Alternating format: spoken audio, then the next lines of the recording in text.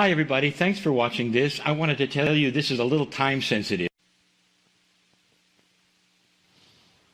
Greetings dear ones, I'm Kryon of Magnetic Service.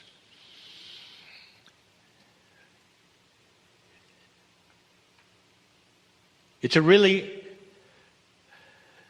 profound message, is it not, that you just heard.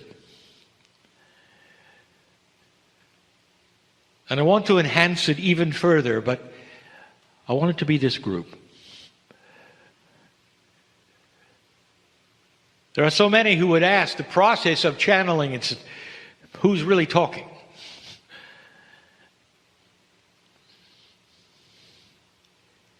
If you could suspend just for a moment in this room all of the ideas of what you believe is happening now, all the ideas that you've been told by those around you, by your parents, by the authorities, by the teachers, if you could suspend all of that into a soup of unknown,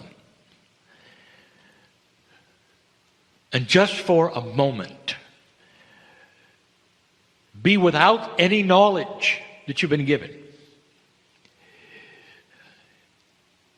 and be ready instead to accept that which is spiritual common sense, and that which intuitively you feel, instead of that which you've been told you should. If you could do that for a moment, I'll tell you what would happen. You wouldn't ask who's talking. There would be a sudden alliance. You could know the words before I speak them. You'd know that inside each one of you there is a glowing, metaphysical, metaphorical ball of energy called your soul. Without bounds it is. Without a place, really, it is. And yet it resides in you. Your soul also resides out of you, and we have said that before. It's enormous. It's got your name on it. Remember, I don't want you to remember. I don't want you to remember anything you've been told. Right now, the playing field is blank with no energy at all. What do you feel is the possibility that you were born on purpose, and that residing in you in some mysterious way is the beauty of the Creator of everything? And what happens in this is a oneness that goes way beyond the room or you or the land you live in. It's a oneness with the air you breathe, which is also from the Creator. And if you could suspend all of the things for just a moment that you've been told, this is the way it works, this is what to expect, here's what's next. If you suspend that, I would like to tell you something. You can start building a truth that goes beyond anything anyone has ever told you. And you can call it, your name goes here, truth. Because it's the truth of you. And you start asking questions, and if you want to metaphysically, metaphorically muscle test them, do it. Am I here on purpose? Yes. Does the Creator of the universe know me? Yes. Is it possible that when I die as a human being, that beautiful part of me goes back to the creative source? Yes. Therefore, say it, it makes you eternal. It makes you not a human. The human is simply the vessel that is being used right now. It's in the mirror every day. But the real you is magnificent and is loved by God. God is the name you made up. Human being, you made it up. If you don't like the name, make up something else so that you like it. The eternal light, the great central sun, Spirit, the creator of all things. Give it a name. It's you. And what this actually will do, if you can simply suspend all of the chatter of who you're supposed to be, what this does is enable you and empower you to solve the things you came in with. Now we get personal. I know who's here. I know who's here because the God in you and the God in me are the same. You're entangled with everyone here. And without even knowing that which is the problem you walked in with, I can say it's solvable. More than solvable. When you start changing the chemistry of your belief, your body responds. We're going to talk more about that tonight. In fact, I'm going to give you the title of tonight's message. My partner, don't be shocked, because he has no idea. And the title is, Who Do You Think You Are? Now, my partner will worry about it all day. And that's his issue. Dear ones, what I'm telling you, you really don't know. You really don't. You think you do. Yes, I've been told I have a piece of God inside. Thank you. What's for lunch? The profundity of what you have from the Creator inside you is lost on most. And when you start understanding that the fire of creation, of life itself, resides in you, you realize that all things that would straighten out your life are there already in the field. It's a matter of selecting them with a human consciousness that starts to be tuned to this truth. There are those who say, well, I have an alliance to a prophet that I'm very fond of.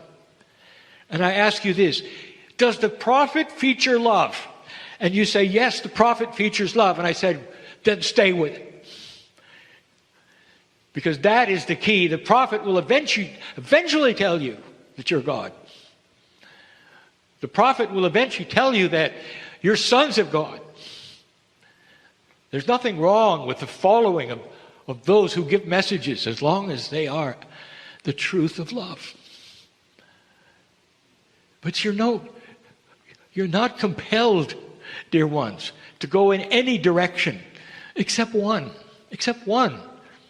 Sit there without a bias and accept what is coming in love. How many of you are brave enough to say, I have no idea what I'm going to do about this or that or this or that? But I have peace in my heart for the first time because I know what's coming. Solution. Healing. Peace. There are those in this room who cannot stop the chatter. I know who's here.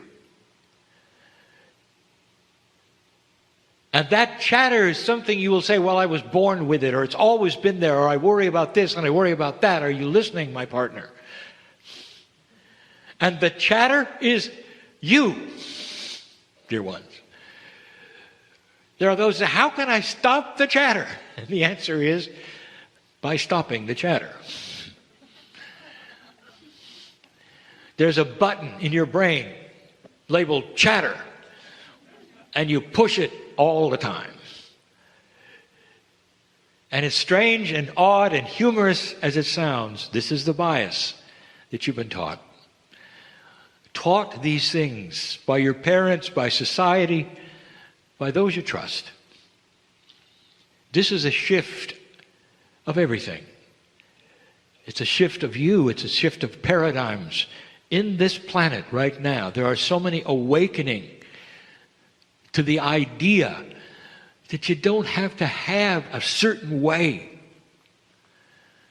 What has happened even in the last 2 or 3 months regarding leaders on the planet who've had a shift, of others who've had a shift? You start to see it on your news, dear ones. Not to repeat necessarily the channel we've given before, but the news will tell you, well, it can't be true, it's temporary, or there's something else, because of the chatter. And the chatter that says that nothing can be good, it'll always return to something poor.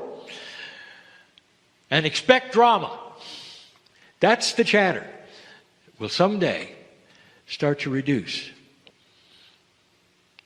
When human beings tune in and expect good things and not bad. When the very word drama means something else. Let me ask you something. When 33 miners came out of the ground in 2010, was there drama? And the answer was yes. And it was all over their faces, and they cried. And they hugged one another, and they said, this is impossible. This never could have happened. And the relatives were on their knees. That's a drama, dear ones, that's different than before. It's a drama of rejoicing, of human emotions in a state of euphoria because good things happen. Can you imagine yourself in a state of euphoria with tears running down your cheeks because good things have happened to you? And if you can, that's the first step. That's the first step. Knowing that you're here on purpose, that you deserve good things, and that there's a way out of the darkness. This is the message that Kryon has always given in so many different ways. But for you and for this group and for today, it's practical, it's pertinent, it's real. Now I say what I always say. The message is winding down, so you don't have to suspend your belief anymore. You can go right back and put all the chatter back. Everything that everybody told you should or should not do can come right back if you want it. So your free choice. Wouldn't it be nice to be your own person to the degree that people don't see you as obstinate or stubborn, they see you as loving. You're your own person in integrity and love. You know what you want. And it has results. And I will tell you, the people who may criticize you today because of what you say in this way will be on your doorstep later asking you how you did it. That's the truth. You have an avenue to peace and solution, lack of drama and health. And that avenue points right back to the source of all that is, which lives in you. And so it is. Hello, I'm Lee Carroll. Hello everyone, welcome back. Goodness, the day has gone so fast. We are now in our last segment of the day. I want to thank all the presenters that have joined us today, and most of all, deepest heartfelt love and gratitude to everyone that has joined us online for today. Now, I want to remind you that we have the Lemurian Sisterhood that's going to be happening after this event, and that will commence at 6 p.m. Pacific time. And you can still register. If you haven't registered yet, I highly recommend doing so. Registrations are going to be open until 5 p.m. Pacific time, so you still have about 40 minutes from now to register for that.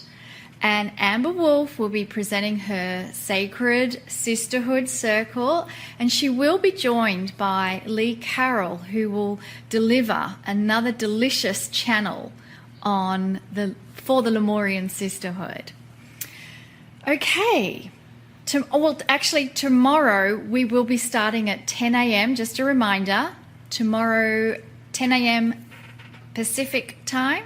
And we're going to be joined by a special guest, Dr. John Ryan. So really looking forward to that.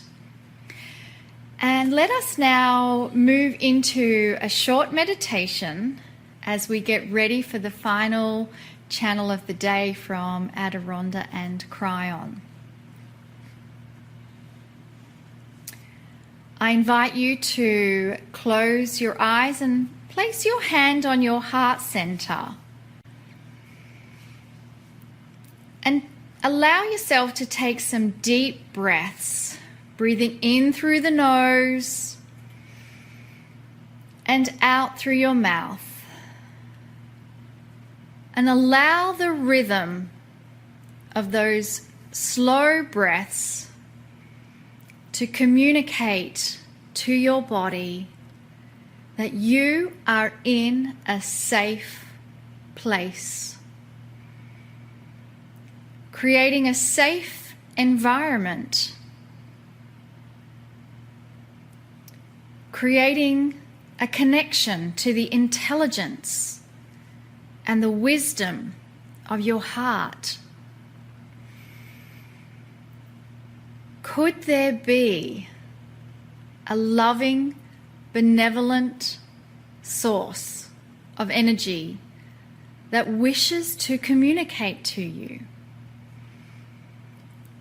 And if you are open to the possibility that such a thing could exist, what would that communication be? What questions do you have? What issues do you face? What are your challenges in life right now? Is spirit in a vacuum from you? Or could it be possible that every single aspect of your life is known by the Creator? And that solutions are already being created in the field? And if that is the case, perhaps you could just allow yourself to relax and be wise in the timing of spirit, that all will be delivered in perfect divine order. And let us give gratitude and thanks that we can now have the privilege of hearing the wisdom and the guiding counsel from Adironda and Kryon. So it is good day to you, huh? Very good to see you, and you, and you, and you. Once again, dearest, and you. Once again, dearest beings of light that you are. You see, just as our divine Monica brings in so much from the council with that energy and with that focus, that to know that you are indeed a part of the divine frequency of benevolence in this galaxy, and to know that there are 40 billion other planets that could carry life in this galaxy. Imagine that you are the unique being that you are, that there is no other being like you in this dimensional frequency. As you take a deep breath on that, just think, what is there about myself that is unique and special, and as because each one of the creations of the universe are indeed unique and special. There is no other you around. So with that possibility of asking yourself, what is it about you that decided to be here now out of all of the possibilities and choices that you were given before you arrived here? What is it that you are to learn, to experience, to have, to grow through, to accommodate, to live your divine life purpose? We know that is a big question, eh? A big question for you.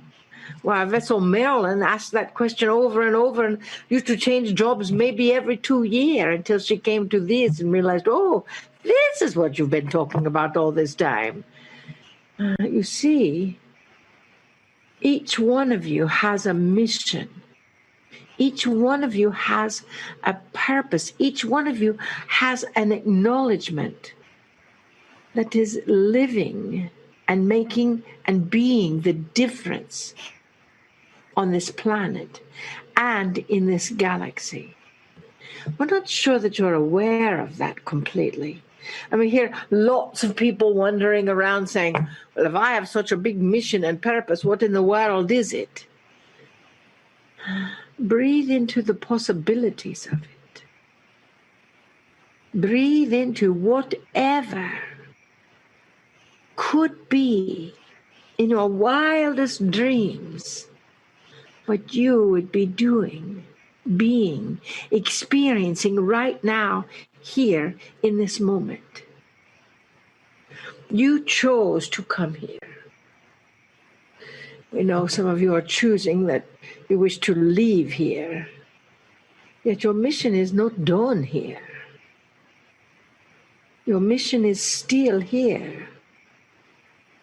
So what could it be? It may be simply to be a glowing light on this planet wherever you go. It may simply be to provide an outlet for dogs that are rescued. We have a friend that was a doggy foster care, had a doggy foster care center that when they were in between spaces and before they went to a no-kill pound or something, that she would help retrain the dogs that had been abused. Now, how did she ever come to that aspect? Well, we asked her, what is it that you love doing the most? And she said, playing with dogs. Well, the Syrians are overlighting the dogs, but sometimes dogs are treated harshly and they get to be retrained so they can re-enter society. You know, we asked another person, what is it that you love more than anything else in the world? And she said, well, I just love playing with babies. She herself could not have babies. So she just said, I loved playing with babies. And we said, well, volunteer at the hospital and see if they will let you come and just hold babies from time to time. She actually went to school to become a therapist in the pediatrics area and is now like a nurse or something, because she liked to hold babies. Every single one of you is unique. We know, we've been telling you that for 21 years. Are you going to get it now? Are you going to receive the fact that you are a divine creation of the world, of the universe, of the galaxy, of the beyond the galaxy? You are you. And you have that frequency. You have that gift. You have that energy that is a gift to all that you encounter. We think a few weeks ago we told someone to play the song, the old song by John Denver, The Gift or The Present or something. Play it because it reminds you of who you are. And then acknowledge that you get to receive a gift from others as well. You see, so many times we give and we give and we give and we give. And in that giving, we also receive, yes. But sometimes you just get to say, thank you. I receive whatever you have to offer. And know that just by receiving something from someone or something, you are actually giving back. For they receive the gift of giving to you. So we ask you, dearest, what are you sharing? What is it that you choose in your world? Our dear host, Cheryl, she's got all kinds of things she's sharing. She's got the manifest your mastery. She's got all kinds of things. Teaching intuition. She's living her mission and expanding it on a global scale. Now that is her mission. Your mission may be to hold babies. Your mission may be to touch lives in a way that they have not been touched. You know, you have a client that said, what do I want to be when I grow up? And we said, what do you love? And she says, I love old people. Old people. She just loves old people. She loves to, and she became a singer. And she would work with hospice. And she would sing chants from the soul to help people transition. You see, there is something for everyone. And it is only a matter of using your own gifts, using your own thoughts, your own feelings to accommodate you. It is quite simple, dearest. We think our minds have to make it much more complicated. We have to think, well, I have to do this and this and this and this. No. What do you love? And then take the next step. And then see how it can be done. And then take the next step after that. And then take the next step after that. When the universe says yes to you, dearest beings of light, we ask you to say yes back.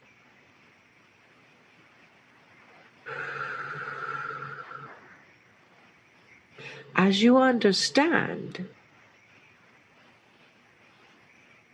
when you say yes back, you are indeed saying yes to all that you encounter. And as you say yes, you can celebrate that. You know, yes can actually mean yowza in energy, enthusiastic, and success. You see, that frequency of yowza or yeehaw, yes, enthusiasm, yes, equals success. All you have to do is take the next step. We know we've been telling you this for a very long time. We know we have given you many examples. We know we have given you many stories, so get it. Please. Take your next step. That is so important to the evolution of this planet. As our dear friend Kryon says, you are a magnificent being of light. You are magnificent, and all you have to do is show up and say hello. You don't even have to say hello, and you can be magnificent. And if you're not sure which area to say hello to, you can indeed take the scenic route. Do what the vessel Marilyn did and say hello to every possible career possible until she alighted on one that fit. That is the scenic route, and it was a beautiful one. Or you can take the direct route. Say, this is what I'm choosing. That is the joys route. This is what I'm choosing, and there's a straight line between there and there. Yes? Understand Many of you know what we're going to say next.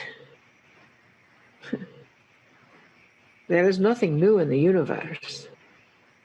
Understand that everything is possible.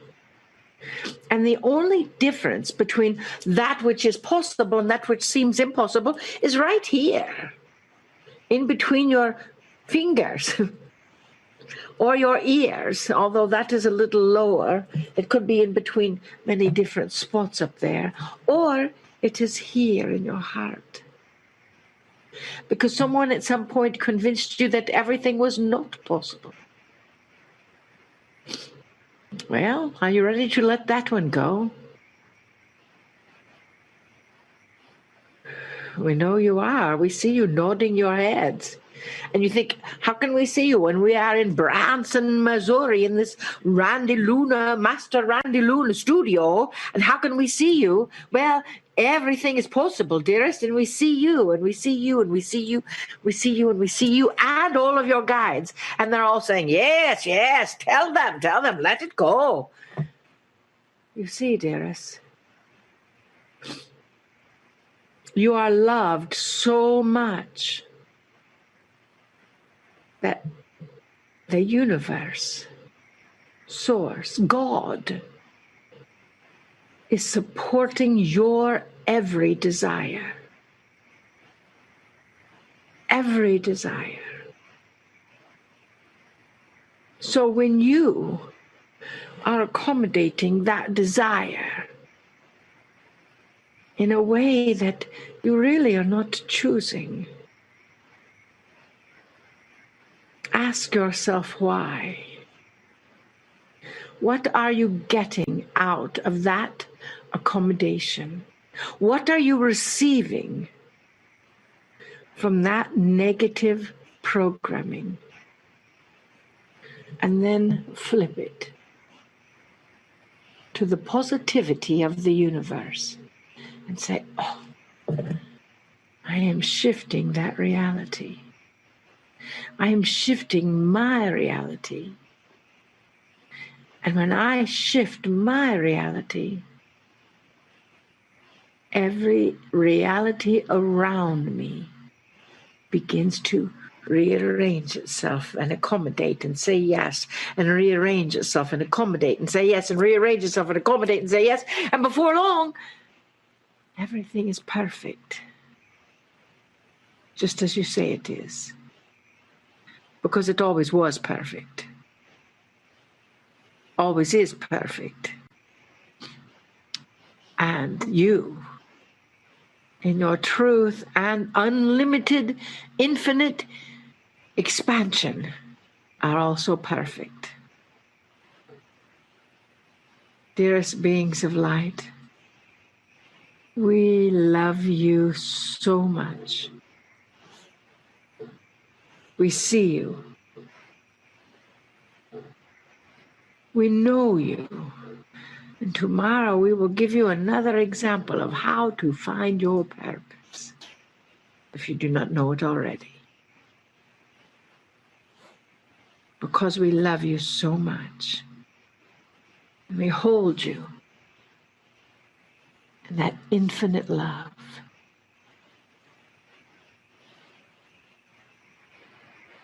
Namaste. Namaste. Greetings, dear ones. I'm Kryon of Magnetic Service. If you could imagine what it would be like on the other side of the veil with the incredible love for you, at this moment when you allow this kind of message, there is even more. Because in that allowance, you have intent to hear. Intent to hear perhaps that which you need, but more than that, to experience things. It takes this intent, dear ones, for anything truly to be cognized by your consciousness. If you have come just to sit in the energy, it's one thing. But so many have come to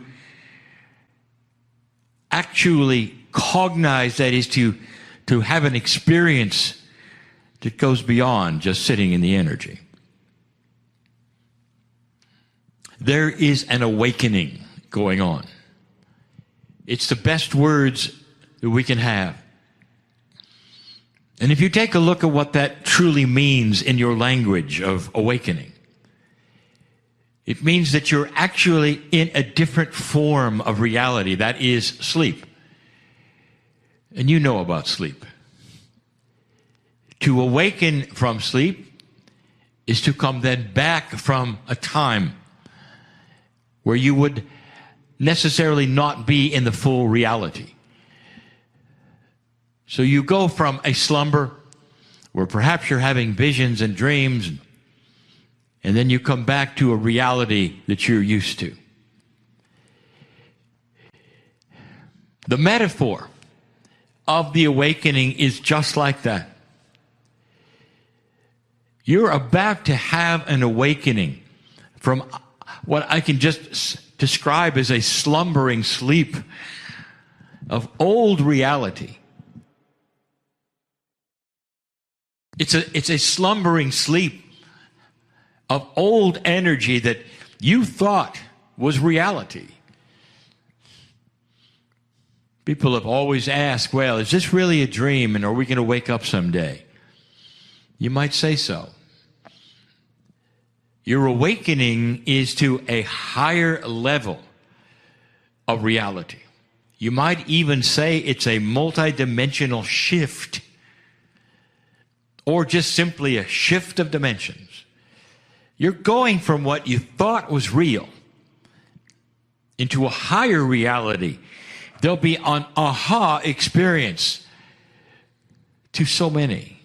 An awakening to a higher level of truth, to a higher level of reality. This morning we talked about your heritage. Your heritage is that of divinity, period. That's who you are. You come in divine, and from that area and from that moment and from that place and from that dimension, if you want to call it, from the beginning, you are divine. And what happens next is truly what happens in the training that you get from your parents.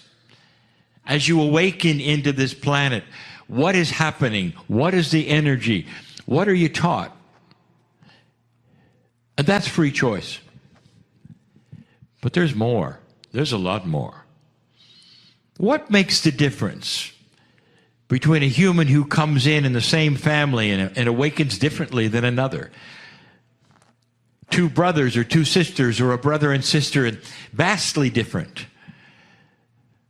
And they're receiving the same message. Then we get into what we've told you before. How many lifetimes have you had? What have you learned? What's in your akash that might then temper what you do next? It's complicated, but let me give you a premise. I told you of your heritage, every one of you, divine. But the age of how long you've been on this planet often determines your awakening. I want you to imagine that each one of you has a package of seeds when you're born. This is a metaphor, dear ones. The seeds is a metaphor for an implanted information that is encapsulated until it's watered. Like seeds.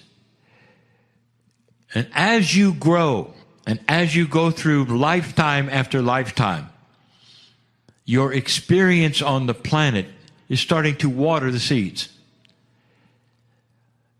And so the old soul, the one who has been here over and over, has the most seeds that have been watered, and they start to then come alive. And what's in those seeds, dear ones, is the potential of so many things. One of them is the ability to awaken into a new reality completely. And that is why we're doing the Circle of 12. It is the beginning of the final watering of so many seeds of the old soul. But this is all by free choice. Although difficult for you to understand, you could have all of those seeds and you could water them with past life after past life and all the information, all the experience, and yet you might show up on the planet and choose to ignore the seeds completely, even the watered ones. And that then creates a human being who's often in denial of their own magnificence. They've watered the seeds for lifetime after lifetime. They come in this time and they say, I don't think so. That is classic free choice. That's also what we have defined in the past as the closet light worker. Some of you are married to closet light workers, both genders. And you saw them for their magnificence and you fell in love with them because of who they are.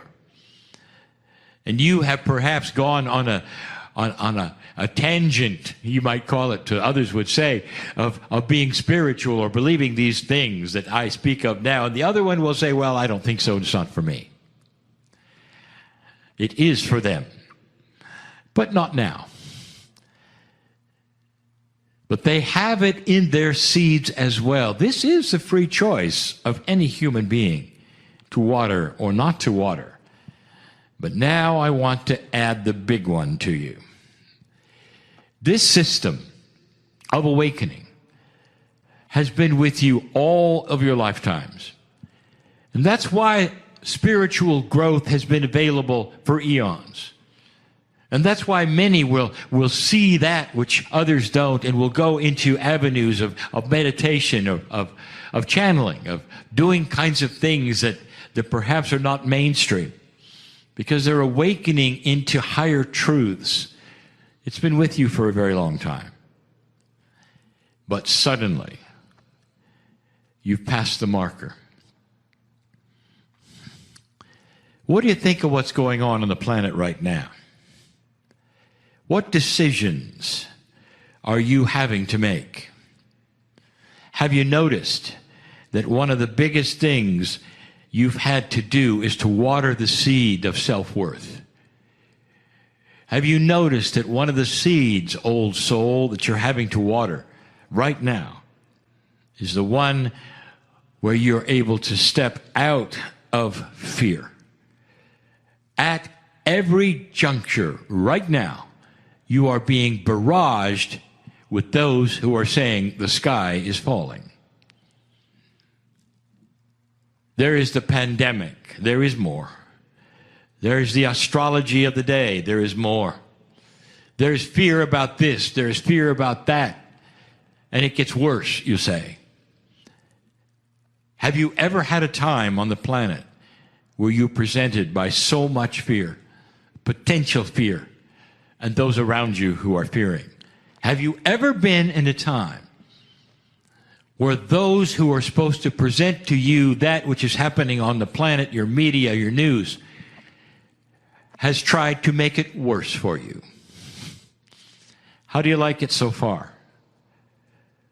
This is the time of decision, dear ones, to either accept an old energy of anxiety and fear, or to step out of it completely with your magnificence and stand tall and say to the others, this is a reboot and you're going to see what's going to happen next. And they will literally beat you up in their conversations and saying, no, it's this, it's that. Have you heard about this? Did you know this was going to happen? Did you hear that channeling? Did you know? Did you know? Did you know? And it's all black with fear. And then they say, well, if you don't believe those channelers and those people who say it's the end of the planet, just listen to the news. And they're right. Just listen to the news, because they'll enforce it for you. Here's what I say to those who will say that.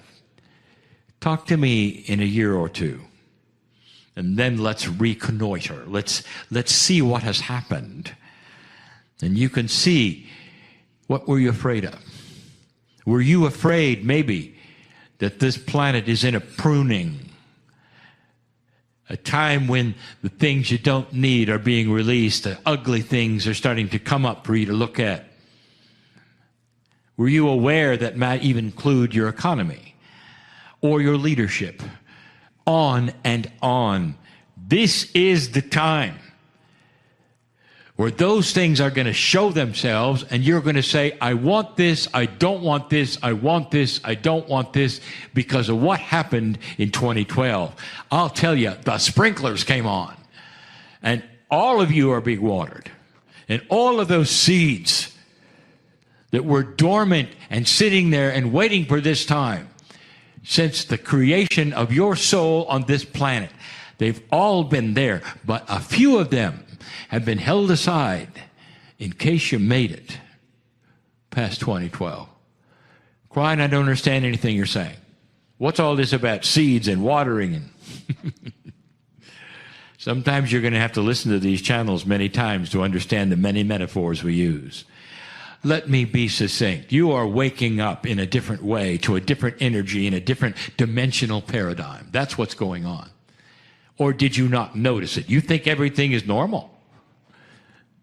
You've been asleep for months then. Things are changing, and they're changing in a way that is going to restructure everything. You will come out of this. You'll get through this year. You'll get through all of the astrology attributes. You're going to get through the fear and the things that might have happened or not happened. And you start to see things coming back. But they come back more powerful, more succinct, better. Even that which you would call the relationships between you and your children, you and your partners, you and your colleagues are changing. Did you notice? There are some that are dropping away suddenly, and there are some that are getting a lot closer suddenly. You think all this is a coincidence? Or is there something happening with the energy of this planet that's creating a different kind of thinking? There are things that are going to happen within 2 years, dear ones, with nation to nation, that you didn't expect. When some of the secrets that have always been there start to be revealed, of appropriate things and inappropriate things, it'll change your view of the planet, of each other. What if you started not to think about nation to nation? Instead, you think human to human. What if the connections that you have now through your technology start to build a firmer base of a collaboration from human to human, compassion from human to human, and not leadership to leadership? Up to this point, you've been told how to treat other countries because they say this or that, or they pass this law or that law. And suddenly, that may actually be much less of an influence. And instead, the major influence is you talking to the people in other countries without a language barrier even. That's coming as well, more than you know. What happens when the world can talk to the world? I'll tell you what happens. The leadership gets frightened because you're starting to see things that they didn't want you to see. And that is when things really start to change. You start to eliminate that which is no longer appropriate on the planet. And that's just about everything around you. There'll come a day when you will take the media to task and say, don't frighten us anymore. Give us the news which is good and bad at the same time. If there's bad news, give it to what's going on the planet, and then tell us the other side of the story, not just one. We want to tune in. We want our hearts blessed at the same time we get the information we should have. so that we can feel for the others, so we can solve problems and get a real story and not a spin that's been put on it to frighten us. That's coming. You're about to open a package of consciousness where many things are going to be revealed to you in a whole different light. Like the light has turned on, and you're going, I didn't realize that this was this way. I didn't realize this was this way. Look, we can solve some things here or there. The seeds are being watered, and when they start to blossom, dear ones, you see the tree of life. That tree of life is a coherence with the rest of the planet, a coherence between human to human, where things start to be far more logical to you in that which is compassion. There'll come a time when the planet will not fear as much as it does today. All of these things I am talking about are awakening the seeds that you've always had, should you make it past that place, if you want to call it that, paradigm changing area, if you want to talk about it that way, which is the difference between the old and the new energy. It's more than just a time. It's more than just a demarcation of the precession of the equinoxes in 2012. It's more than just a change of calendars for the Maya. You've gone across a bridge from an old to a new energy which has the potential of changing everything on this planet. And right now, the difficulty is that when you change these kinds of things and this quickly, there's so much that looks black. But old soul, especially the ones who are hearing this, that's why you're here. You're here to shine. You're here to help those around you to see your continence and your lack of fear, perhaps even your joy, as you stand tall and say, we have expected good things for a long time. Let's get through this so that the sun can come out and we can get on with what we came for. Do you understand that the change of seasons often brings the trees to a standstill? The skies get dark and the leaves fall off and it gets cold and dangerous unless you cover up. And that's where you are right now. You're in a kind of winter on this planet. I'll call it the winter of consciousness. Before the sun comes out and the birds begin to sing and you start to see what was always there, but the colors that come back on the trees you've never seen before. The songs of the birds, you've never heard that before. And the sun comes out, and when it does, it shines brighter than it ever has before. This is the winter that we told you about, that will absolutely change everything. That winter is when things start to show themselves that are ugly. That's where you are, dear ones. For those of you who understand what I'm saying, take a breath and understand this. That's why you're here. That's why you're here. Those seeds are starting to awaken. And here comes something that was implanted in you a long time ago. The implantation of divinity. That is your heritage. Here it comes. Maturity, compassion, understanding, peace, healing, longer life. That's the tree that's growing right now in you. Kryon, I hope you're right. Talk to me in a year or two, and we'll see. Things are changing on this planet far differently than you ever thought. And you are right in the middle of it, by design, dear one. By design. A design of love. I'll be back tomorrow. And so it is.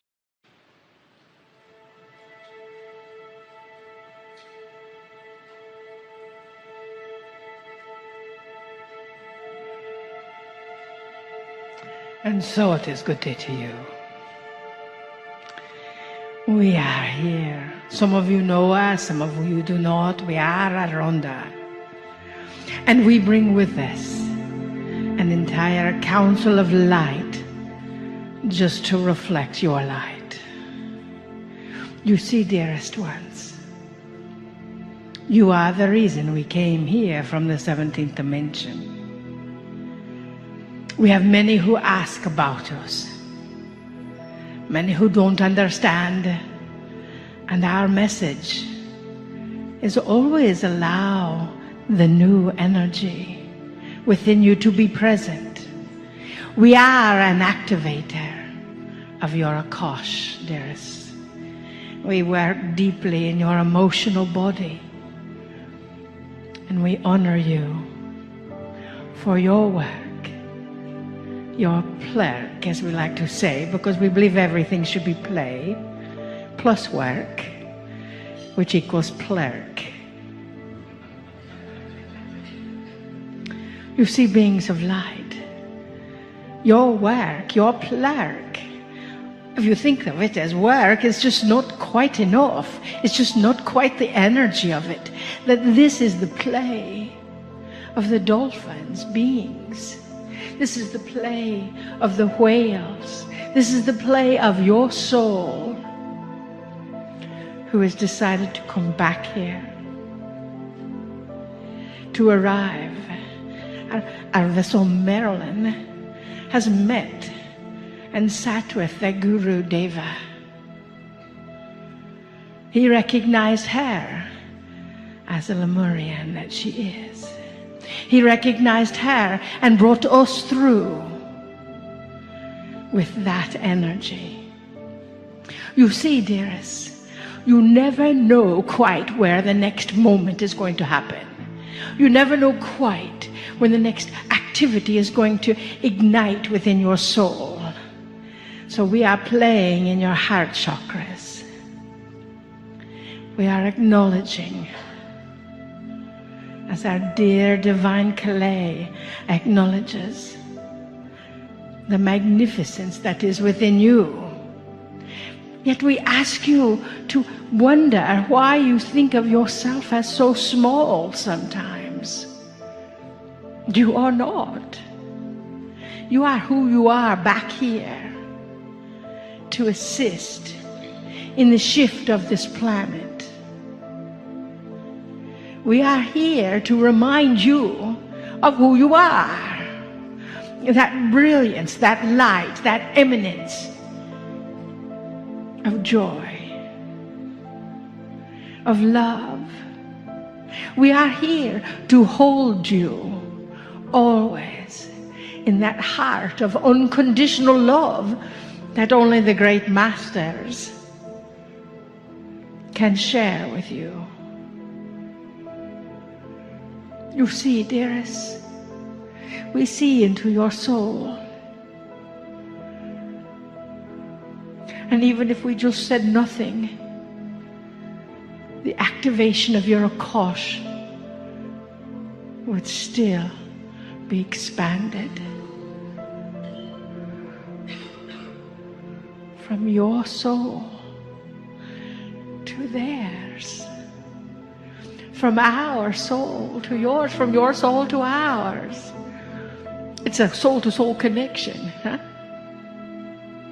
You see, with that energy, all is possible. With that vibration and that frequency, all is possible as the mountains rise up from the earth to come again as Lemuria rises. You see, you are a part of that earth.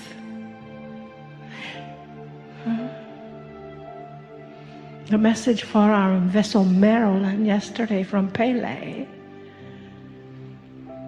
was never let anyone else define you. And of course, being our vessel Marilyn, she argued, she said, can't you move that to the positive? Always define yourself. And Pele spoke to her heart just as she spoke to yours. And you were gifted with a part of her energy to bring into your home. That is rare. You see, you are dropping your energy everywhere around this planet, everywhere where the magnificence of the notes are playing with the DNA in your body. That vibration shifts your consciousness to be you. And we charge you with being the love that you are. We acknowledge you with living that love, to know that there could be more, there could be less, but it is all in its divine perfection. You got the call to be here. The universe tapped on your shoulder, tapped on your aura to bring that activation here. And for some, it was such a huge activation that you sort of lost your balance once you arrived and had to anchor it again in the soul of your universal wisdom. With that energy, we want you to breathe into the soul of your universal Akash. It is not so important about who you were or what you did or how many blah blah blahs that you ever had. We don't care.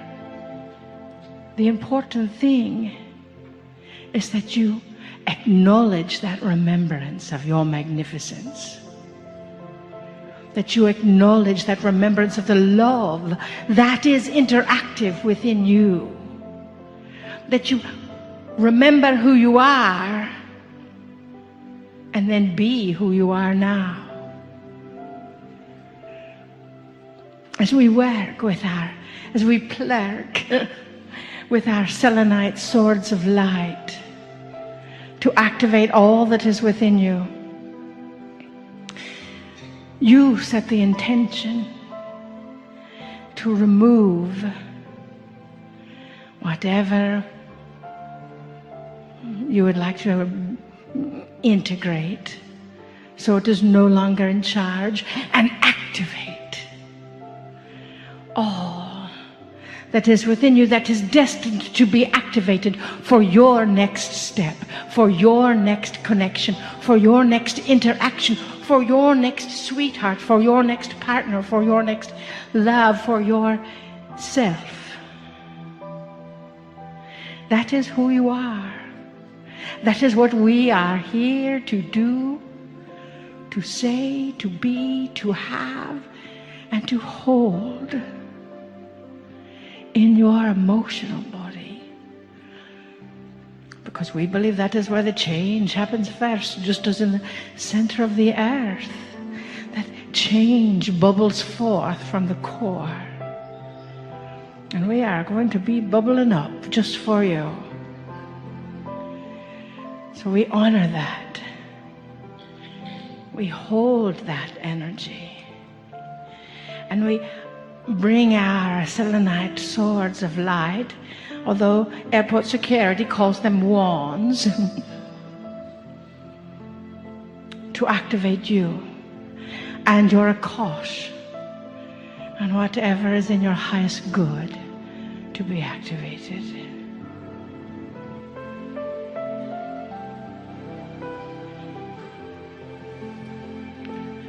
Beloved ones, we greet thee.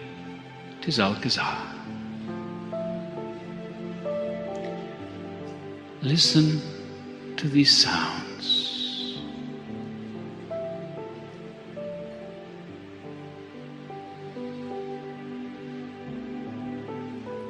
these sounds were created by this master here.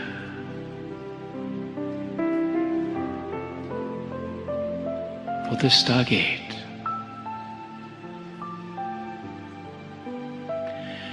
We invite you all to close the eyes. For as we all talk to you,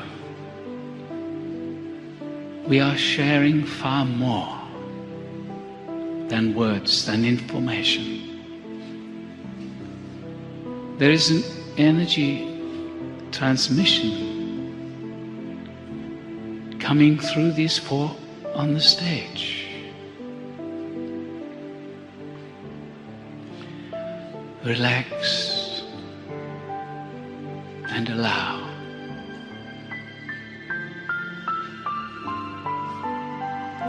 You are all totally unique, and each one of you will be touched in your own unique way by these energies and by these words. You have been drawn here to this gathering for different reasons. Many remember or feel that you have been here in ancient times, in the times of Lemuria. What is important is the now. What is important is how you allow your own divinity, your own sacredness to be lived in your daily life.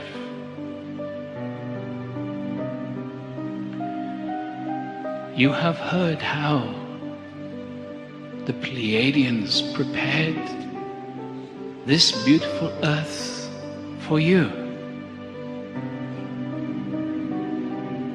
You have heard Kryon say that you were there watching the process even as the earth herself was born. So who are you? You are not this body that you are seated in right now. Who are you? Beloveds, you are all, without exception, extraterrestrials. You have lived elsewhere before you came to this earth. This is a beautiful experiment of the evolution of this very universe. We have said many times, humanity is on the leading edge of creation.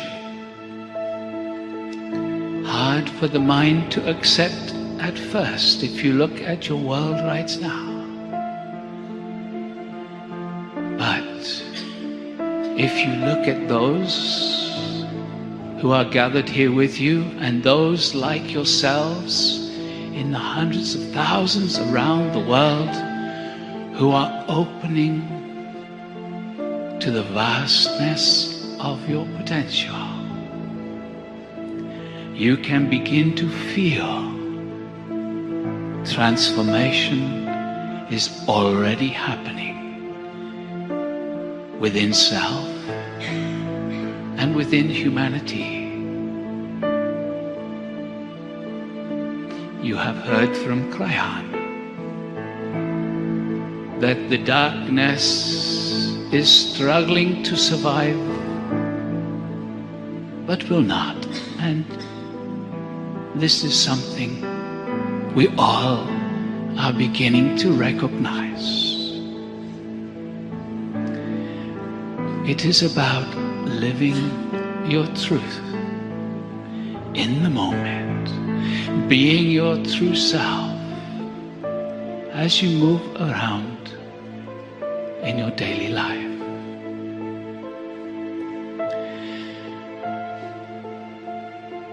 We introduce to you the Lemurian masters, and we would like right now for each one of you just to invite them once more to come and join this gathering. So please, just asking inside for the presence of the Lemurian masters. And just allow for the possibility that simply by your asking, they respond. When they joined you 2 days ago, they sent a transmission to each one of you, a unique transmission just for you. They are now going to bring another energetic into this room. Some of you may feel it in a few moments. It is going to start right now. And as before, almost imperceptible in the beginning. This transmission is to bring you support, courage to live that which you know, to allow that inner knowing to come forth in the appropriate moments. The courage to live your truth in a respectful, honoring way of all those around you, whenever and wherever you are.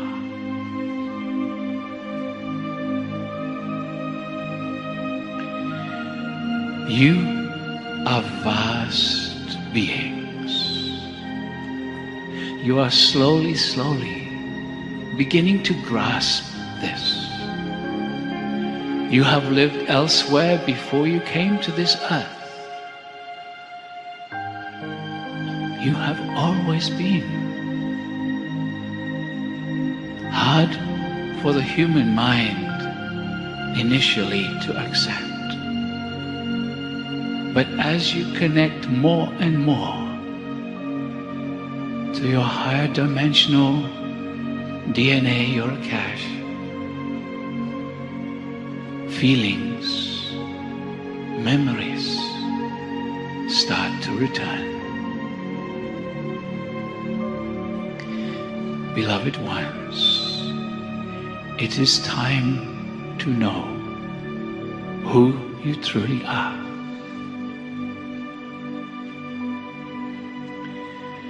Humanity, when you arrived here, came into frequencies of beauty and joy, and through the generations moved into the darkness of conflict, negativity. Hard to understand, but it was meant to be.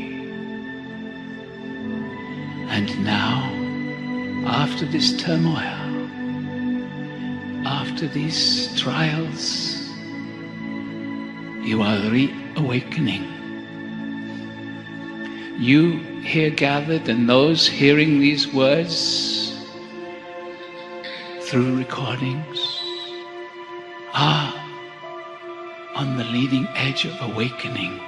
Know this. So many have lived very difficult lives. Why? Because, beloveds, when you came into this lifetime, you agreed to have a struggle, to be repressed in different ways, to experience difficulties, because you knew as an advanced soul you could live through these struggles, these difficulties, these abuses. And then, as your awareness and understanding grew, you could let them go. Their influence would dissolve, disappear from your life. And as you became free of those things in the past, you would be creating more light, more love, more understanding for yourself. And then, simply by your connection to the morphic field of humanity, you will be radiating this understanding, transforming one dark line through your lineage, dissolving it into light and understanding, helping others, making transformation easier for those who follow behind you. Beloved ones, you are greatly honored for the struggle, the strife, not just in this lifetime, but allow it to complete in this lifetime. No need to carry the pain any further than now.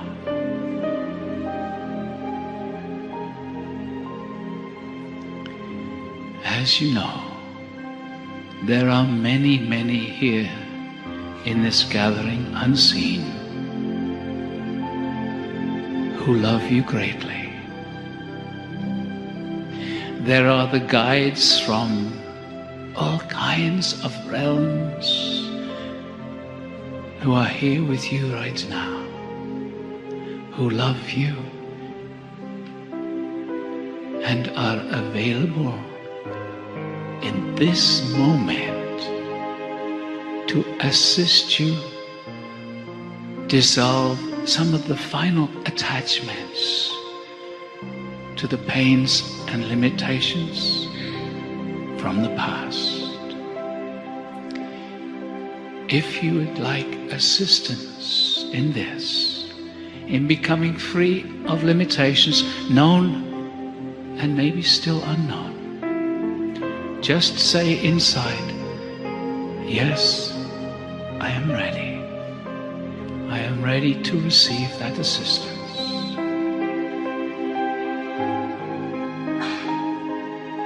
And relax. And feel a gentle, loving energy coming to you. Don't expect a tidal wave. Just feel a subtle energy coming to you. Understand, as you raise your consciousness, as you become more aware, there's no need for strong energies. Subtle energies are incredibly powerful, transformational. So relax and tune in to the very subtle energy that is coming to you now. For beloved ones, we are with you. It is time to be free.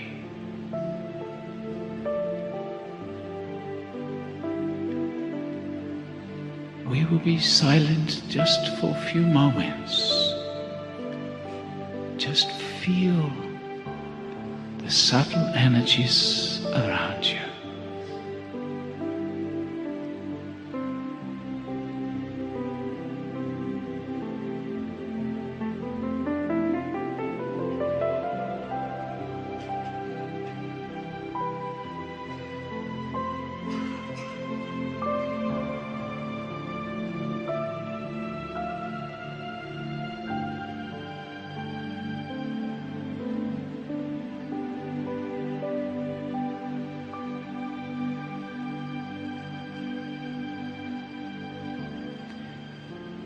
You have come from around the universe to this place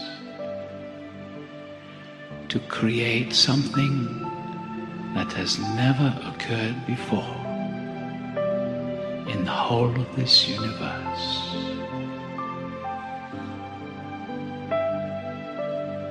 It is time to remember why you came. In great love and honoring, we bless thee.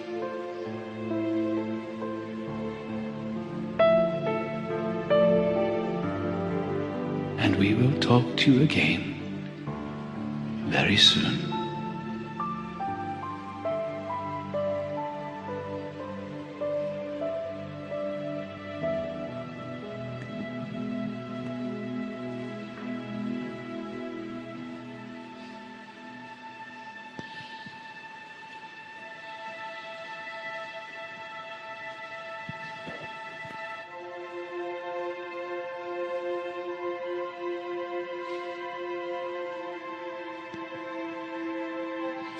Greetings, dear ones. I'm Kryon of Magnetic Service.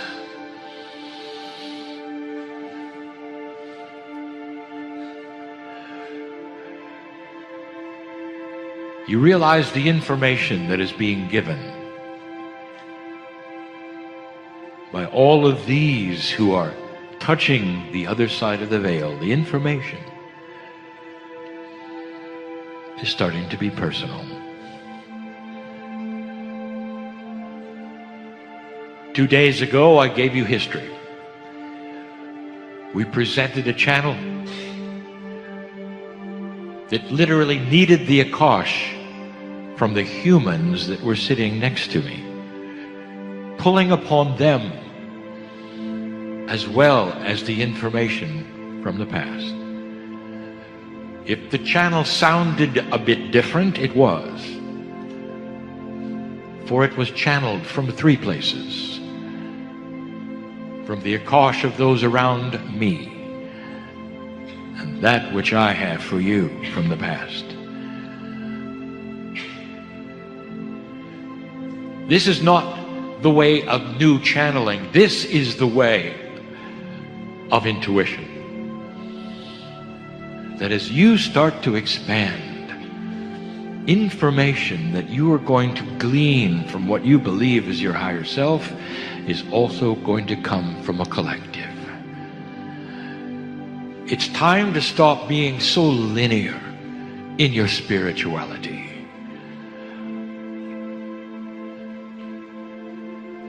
My partner mentioned the culture of oneness. And from birth they learn that they are not singular, that they are connected. And all of their lives, the connection is with one another, with Gaia, with God. Oneness is a description, not of selflessness, but of self-fulfillment. When you realize that you're not alone, and you never were alone, and you never will be alone. Dear ones, I want to talk just a little more about the Star Mothers. Just a little more. And then I want to pull it to something personal for you. Lemurian children all knew who the Star Mothers were. It wasn't hard to tell.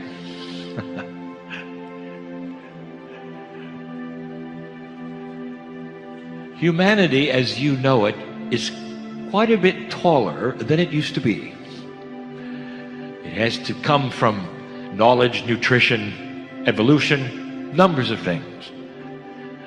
Lemurians were not all that tall either. But the Pleiadians, well, now they are taller than you are. In their physical form, they are taller than you are. So now you can imagine how tall they seemed to the children. It was no secret who they were. Star mothers. And when the Star Mothers started teaching the 5 spokes around the great central hub,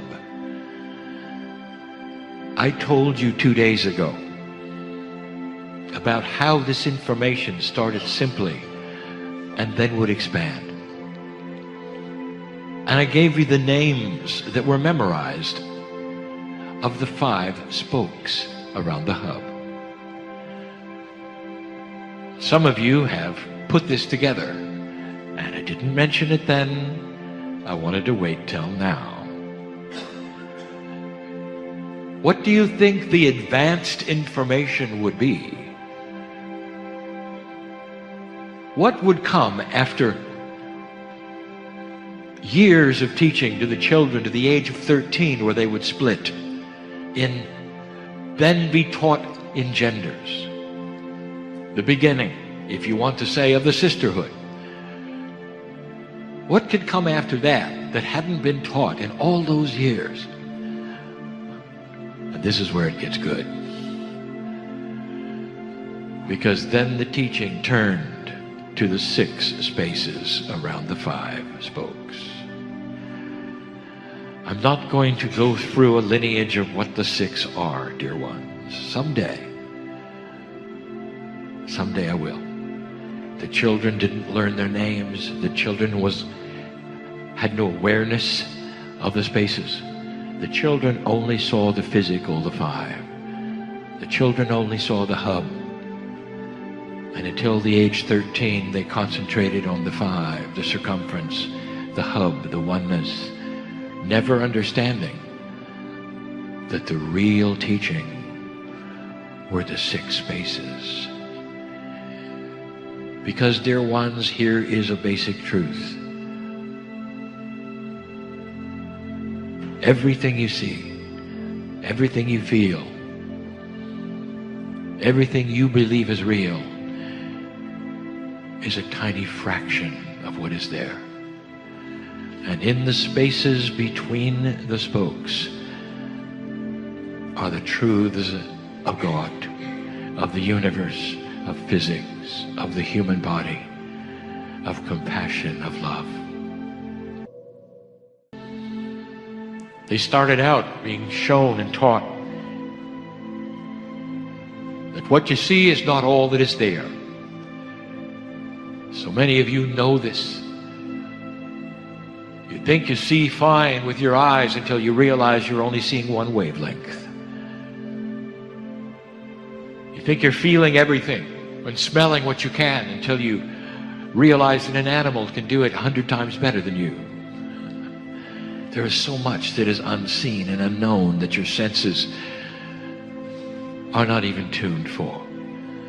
Who among you regularly can see and analyze a human Merkaba? Right now, as I speak, there is an invisible energy that is new, that is pouring from Stargate. It's invisible. There is so much in the spaces. So much. One of the spaces I'll give away, and that is the secret to health. Not to long life, because that is one of the spokes. The secret to health. And that you meet innate. Innate is invisible. Innate is the smart body. Innate is tuned to the pineal, to the higher self, to the oneness. Innate is the bridge from 3 dimensions to many. That's in the cracks, in the spaces between the spokes. And then you get to the ones that are so precious, so divine, so sacred. You start to learn about love. You all know about love, don't you? And if I could ask you, what is the main thing that you could say about love of any kind on this planet? Love between humans, the love of God, the love of you and your infant, the love of you and an animal. What is it? And you'll say, it's thick. I can feel it. And I would say, what does it look like? And you would say, well, it's invisible. But all of you know what it is. You sense it, you feel it, you count on it, you desire it, you crave it, you bathe in it. When you hug the tree, you feel the love of Gaia. Perhaps when you stand outside with your arms raised to the ocean, you feel the love of those around you, or perhaps your ancestors, and Gaia.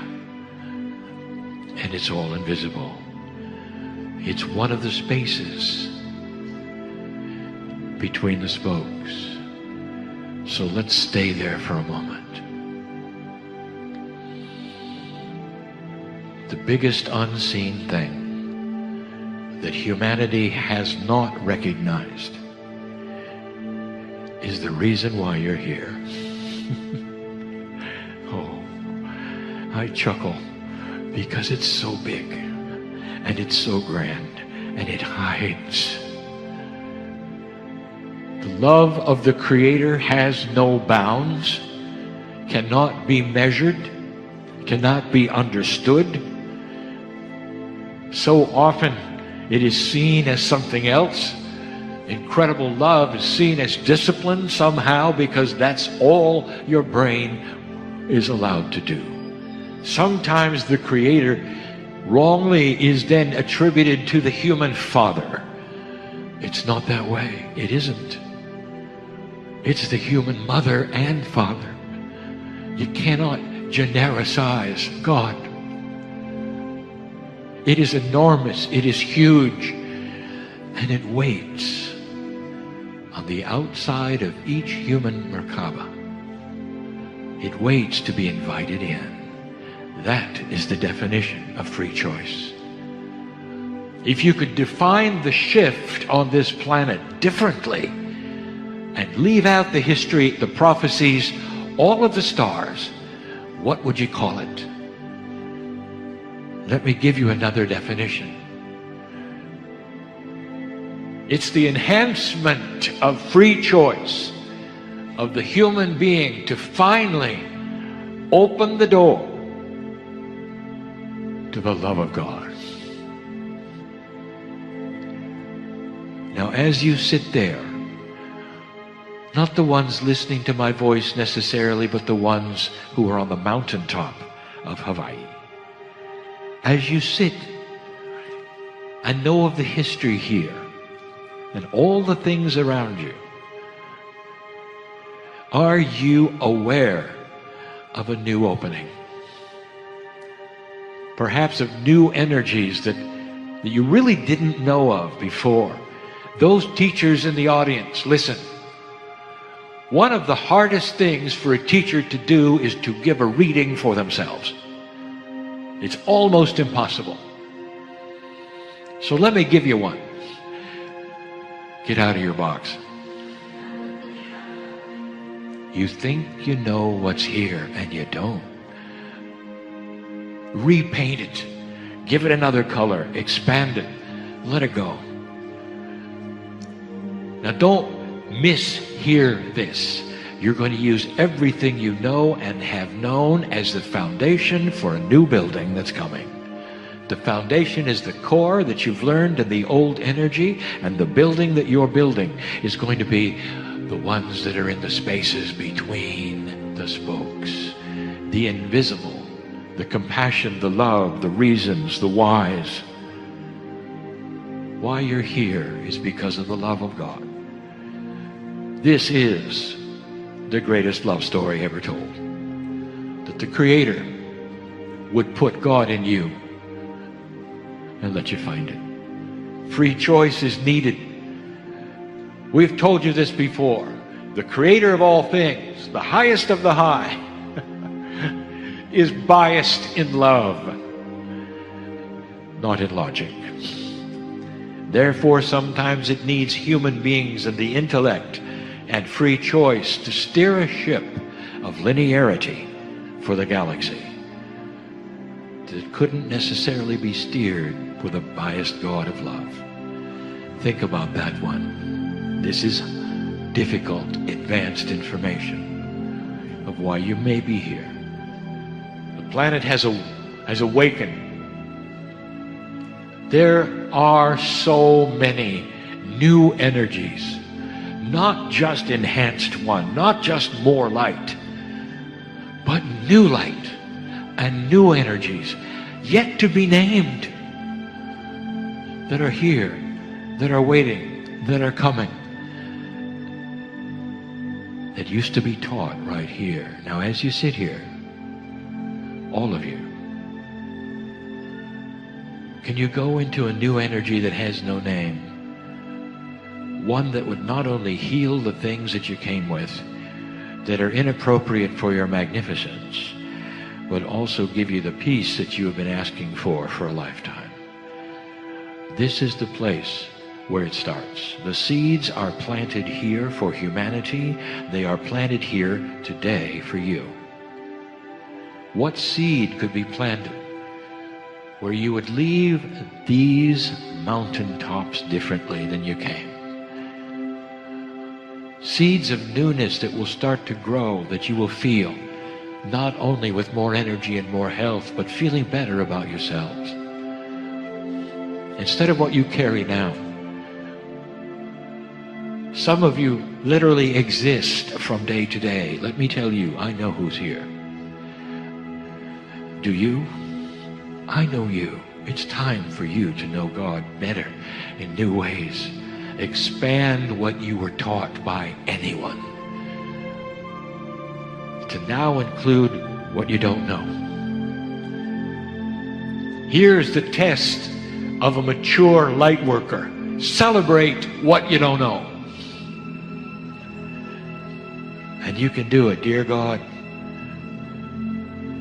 I feel something is here, something is coming. I have no idea what it is. Thank you. Dear God, I am comfortable that I'll be shown when it's time.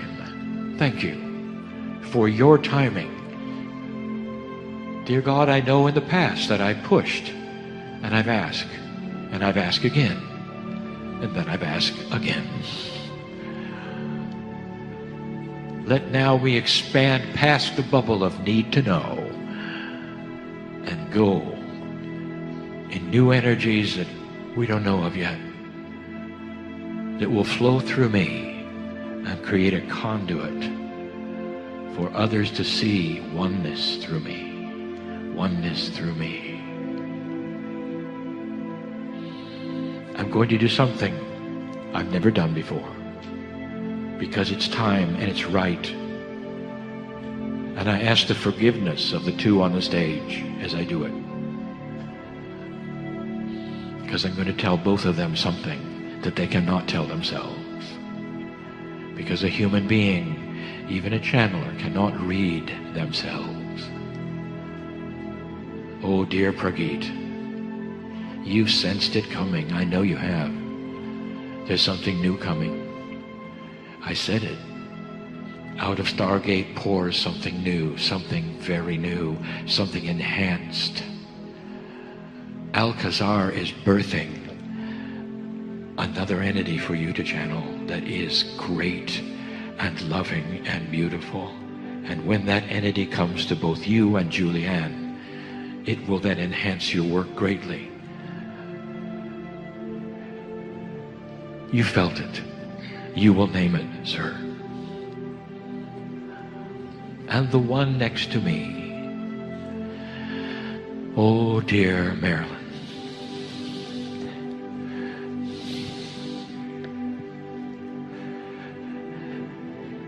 There's a woman sitting on your lap, dear. who wants to get through to you. Recently deceased, and you know who I'm talking about. And she's so proud of you. Her eyes are open. She's beautiful, like you remember. She's on your lap. Let her in.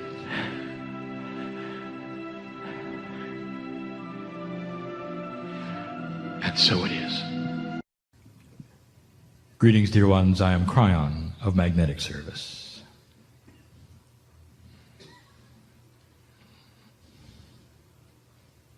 And so the man sits in the chair,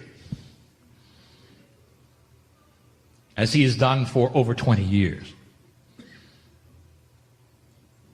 And the humans in the audience have an opportunity, with free choice, to believe or not believe. And there are those who won't. And they'll say it sounds just like the man. His corporeal body remains identical to the 3D seer. Some will say it's a trick, it's a fake, and walk away unchanged and convinced that these things are not for them, a circus show. And right next to them will be somebody who not only sees the change in the corporeal body, but is in the process of healing themselves accordingly through an entangled state with spirit, and will walk out of the room with years in their life extended. And that is the difference. Channeling is a portal. Call it a portable portal. A portal that moves around with the higher self of the individual who chooses to open it. We have discussed the old souls on this planet. Those who are beginning to strike the match and hold it high. Those who are changing themselves. And they are also many portals, portable, walking around. And wherever they go, there are differences. And when they assemble, there are differences. And when then they split up to go to their places, there are massive changes around them. Like lighthouses on the rock, they make differences in their lives, in their families, in their workplaces. And all of that is a mystery to those who are not ready. There are so many interesting things that we could tell you about old souls, but we will say right now to this group in this room that the majority of you who sit here are old souls. Now that is defined as those human beings who have been on the planet lifetime after lifetime after lifetime, at least 1,000 years, some of you 10,000 and more. And we have made announcements about some of the attributes that old souls have. And I'll say it again so that you would hear it in this short message. Announcement number 1.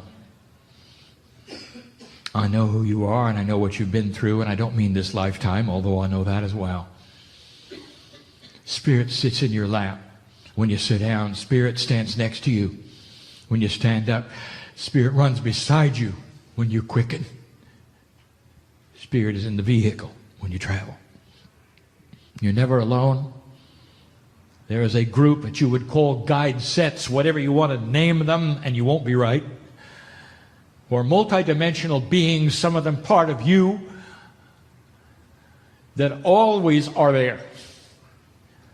And the energy of the Gaia grid on this planet is changing so greatly that the veil starts to lift, and those entities around you are able to now get to you easier, should you choose to look. And if you begin the process of asking, is there more? Can I really do this? Does this work, dear ones? This is the energy you have waited for it begins now. And your entire life you have swam upstream, light worker, and we know it. You've been beat up, and we know it. You've been cast out, and we know it. Some of your family members, I know who's here. And the disappointment on both sides, that your own family would turn their back on you, and we know who's here. Sometimes the love of the mother is absolute, but it's dichotomous with the love of her God. I know who's here. And if you go back a few lifetimes and a few hundred years, there are those of you who awakened with the knowledge you have today, the what if God was inside knowledge, and you were seen as a cult, cast out of the village, some of you burned at the stake. I know this. And you come into this lifetime expecting more of that, don't you? Well, some of you got a little of it. And what is the result of that? I will tell you. Light workers are timid. They don't have a lot of self-worth either. Because human beings tend to walk around them. Because they are unusual. And what if I told you, dear one, that is going to change? Oh, they're not going to accept the new age. It doesn't have the structure they like. There's no buildings. There's no rule set. There is no doctrine for them. There's no prophet. No, what they're going to do is accept you. When the masters walked the earth, what attributes did they have? Did they have a doctrine? No, they didn't. They only had themselves. And they taught about the love of God. There are stories that even the animals followed them around. Could they have had a field that was compassionate, so much so that when humans stepped into it, they felt better? They felt safe? And the answer is yes. And that is what's happening to you. That someone would step into your home or into your field or next to you at work. Even your children and their children will know. You're a better person. Something's changed. You're more comfortable. You're easy. You're safe. There's no judgment. You listen to them. There's only love. There's only compassion. There are no instructions. All you do is sit and be. And with other humans get in trouble and they have drama, they may be sitting in a chair next to you where you work and experience the same issues that you do, only you don't react and they do. And eventually they're going to turn to you and say, how do you do it? How do you stay even? How do you center in your core? How do you stay compassionate and loving when there's just idiots all around us? You see, I know who's here. And it's a good question, is it not? Be ready to answer it. And you don't have to give them a Kryon book.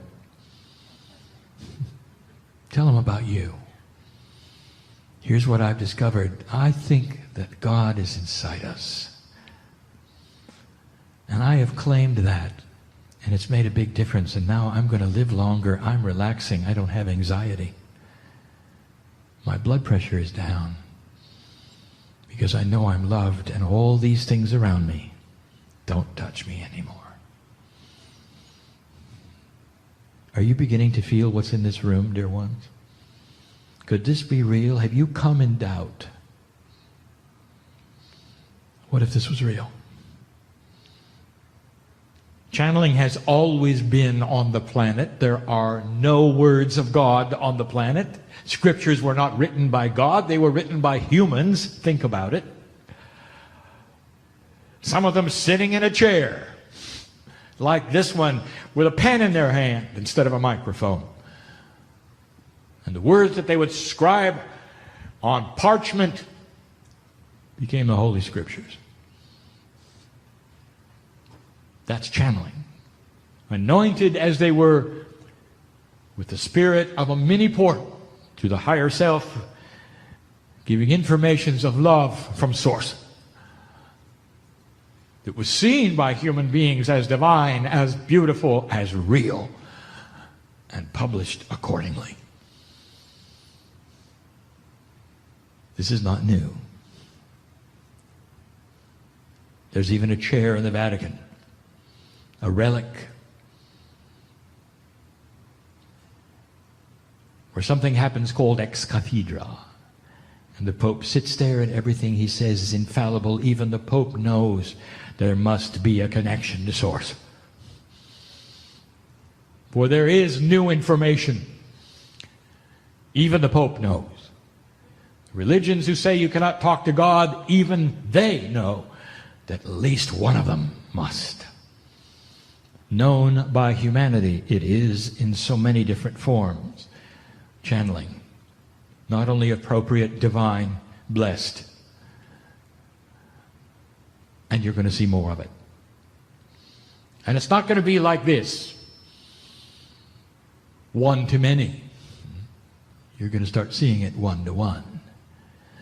When the higher self of you starts to open and you start getting the thoughts that you say are intuitive, you're making them up, and you start to understand this is the communication you've asked for.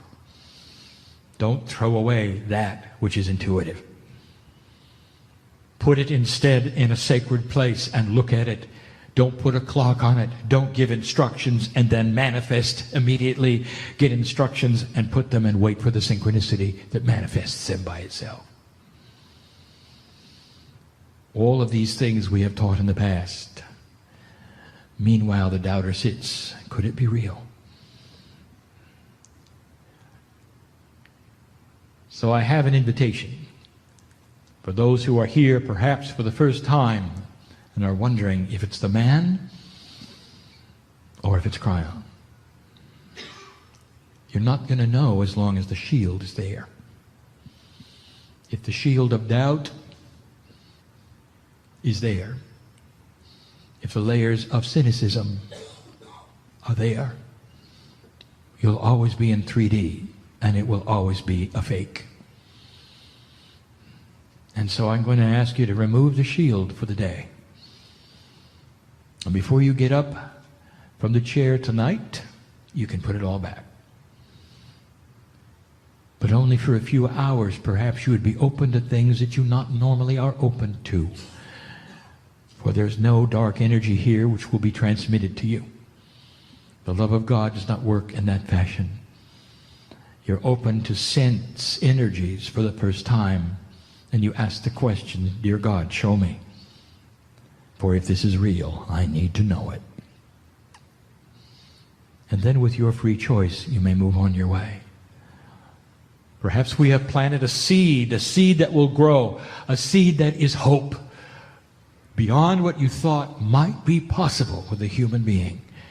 I tell you, humanity is starting to capture it all by themselves, to feel the Creator inside, to adjust, to become softer. You're going to see battles that are odd. The dark energy thrashing against itself. You're going to see dark energy organizations begin to try to apply themselves, to start up, only to have the public say, we're not interested. You're going to see terrorist groups start to try to incorporate yet again and recruit, and you're going to find their population saying, I'm not interested. And it'll be shocking. For the very paradigm that created them in the first place will change. And they're going to start to see that which is the true creative energy. The compassionate mother and the love of God which abhors war. We would not say these things if they were not so. Take these things in. Use your spiritual logic and make up your minds. I'll be back. And so it is.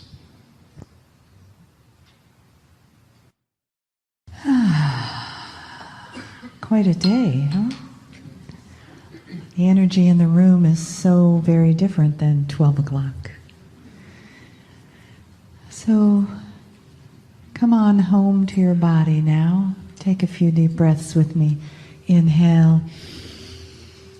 Exhale. And again.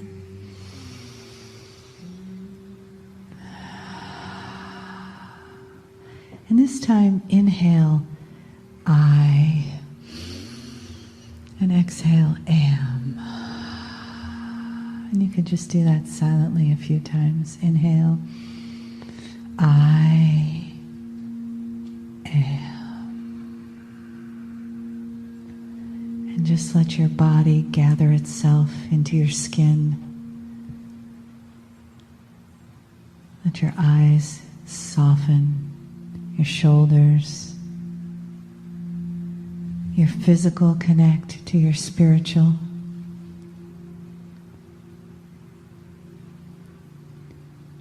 And allow your awareness, like a lighthouse beacon, to just touch other lights around you in passing and say hello. And feel the vibration of the lights that each of you are, each individual, yet each is light. Your signature, your soul essence. And as you open to receive the love and the guidance of the Kryon energy, let it be from that place of essence and light.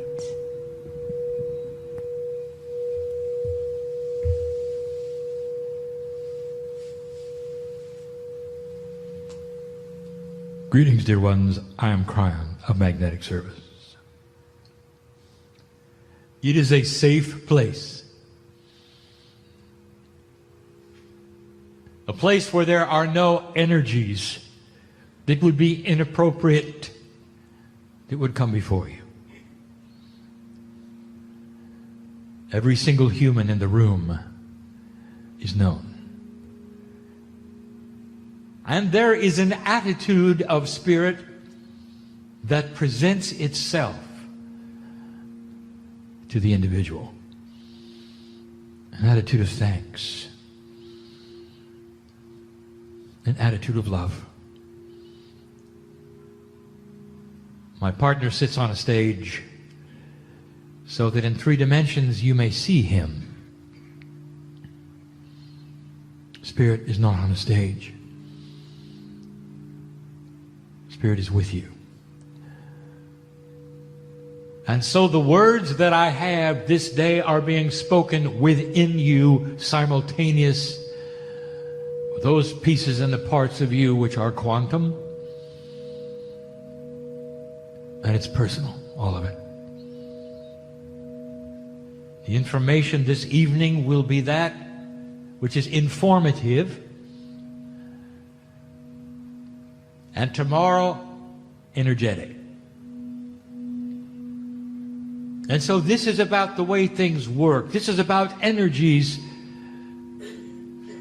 and information and physics, and all for you.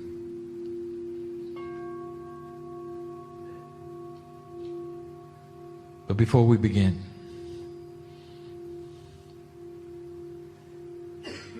we say this: have you figured out yet why we're even here?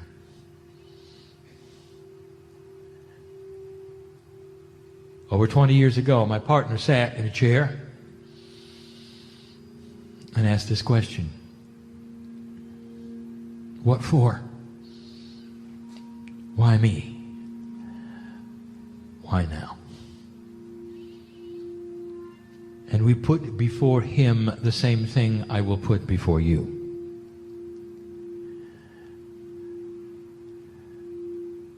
Old souls are on this planet on purpose as a family. There is no accident that you are here. You sit in the chair today, some of you only recently realizing you were coming to the meeting. I know who's here. Perhaps to feel the energy of this day and this evening, and perhaps even tomorrow. And perhaps for the first time you will feel as part of this collective. Less individual and more part of the plan of why you agreed to be here. Even your parents agreed with you before they came in to allow for you to be born. Your agreement with them was not to be appreciated, liked, even loved. It was to be born. And on the other side of the veil, they knew it and you knew it, and you're here because of it. They knew that it was not their time. But it would be yours. They saw the potentials just as Spirit did of what might take place in 2012, and you're here as proof. The plan is bigger than you think.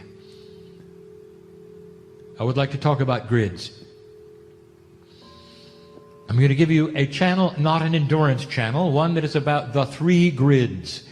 It's not a summary, for there's always new information, but it's the first time we put these things together in this way for an entire channeling session. I want to explain them to you. I want you to think about them. I want you to start putting together these things and understanding. Everything around you exists for you. You don't walk around surviving as a victim in a world that is filled with other victims, at the beck and the call of nature and the forces of politics. That's not who you are. You're the chosen ones. The ones we knew who would come here, old soul, and start planting the seeds of light and those things called nature and politics. Oh, you live with them. But you're not really part of them. Well, they're in 3D and they are part of the culture that you live in and perhaps the world that you think you are in. But all of them are 3D. And the grids are not. Let me introduce you to real reality. The bigger picture, the things that are invisible, the things you cannot see but are there energetically. We spoke of 3 grids on the planet. There are more, but the 3 major ones that we teach about, the magnetic grid, this was the first that you heard of. I am Kryon, the magnetic master. You'll learn today why. The second one we talked about was the crystalline grid. We explained what it did, why it was there. We're going to do more today. And the third grid is Gaia, the grid of life. And so I'm going to give them to you and explain them in ways you perhaps have not heard before. And we're going to start the last first. The grid which is Gaia, one of the 3. We use the 3 constantly, for this is a catalytic number. That is to say, it has energy beyond itself. When the catalyst, whether it is a number or a chemical, is combined with other numbers or chemicals, they become greater than the source. We have spoken of the third language. That means a language which is higher and above the one you're hearing in 3D. You'll see the 3s everywhere. Gaia, the crystalline, and the magnetics are 3 in 1. There is not one which is higher or lower than the other, or takes precedent from the other. They exist in a soup, the 3 in 1. But I take them apart for your examination, but I tell you they're interactive. You cannot separate them. One involves in the other, is entangled with the other. The Gaia grid is the grid of life. It is the Akash. Gaia holds the Akash inside her. Life holds the Akash inside it. Therefore, any life on Gaia has its own Akash record. Yours is in your DNA. It is also in a cave of creation, which is in Gaia. The grid of Gaia is all about life on the planet of all kinds. You might even say that Gaia is that which sees and is responsible for regulating that which is coming and going to the planet. You pass through the Gaia grid, coming and going. Gaia is the closest grid you have to you. It is the first thing that the indigenous see, worship, know about. The indigenous are overwhelmed with the study and the worship of their ancestors, with life. That's Gaia. They know about that which is directional, the east, the west, the south, the north. They have ceremonies, lines of influence. That's Gaia. They gave energy to the growth of the crops, life. That's Gaia. And so Gaia becomes the one that you see first. You may even call it Mother Nature. But upon Gaia, there are some other things that you should know. Interwoven in what we call the crystalline and the magnetics, there are portals.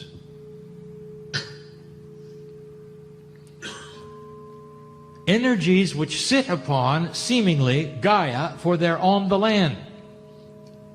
And you might say that they are a Gaia attribute. A portal here, a portal there. And in a moment I'll show you why they're not. They belong to another grid. Now let me tell you about the consciousness of Gaia. The actual consciousness of Gaia, alive, of the earth, is all about humanity. 4 billion years ago, if you ask Gaia, what is going on? Gaia would say, we're preparing for humans. 1 billion years ago, as the earth cools, and you would ask Gaia, what is going on? She would say, we're preparing for humans. 50 million years ago, if you ask Gaia, what is going on? She would say, it's imminent. They will be arriving shortly.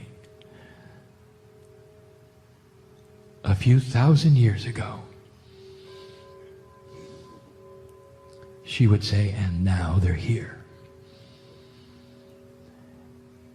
Again, I want to present a puzzle to you. It was Gaia who regulated the timing of humanity, responsible for when you showed up. I didn't say evolution, did I? How long ago was it that you had large mammals on the earth, and how many humans were around building cities at that time? Doesn't it seem odd to you that it took 4 billion years for you to arrive? Could it be that there was a grander plan and that Gaia knew something, being connected as she is to spirit? And the answer is yes. Could it be that humanity is the new kid on the block in the universe? And the answer is yes. With the age of the universe and the age of your galaxy, did it ever occur to you that there might be civilizations as grand as yours, as intelligent as yours, that are millions of years old? There should be, and there is. You were delayed on purpose. Did you know that there were at least 4 starts of life on the planet? Gaia put them all to rest. The final one, it got photosynthesis. The other ones didn't. Talk to a biologist about this.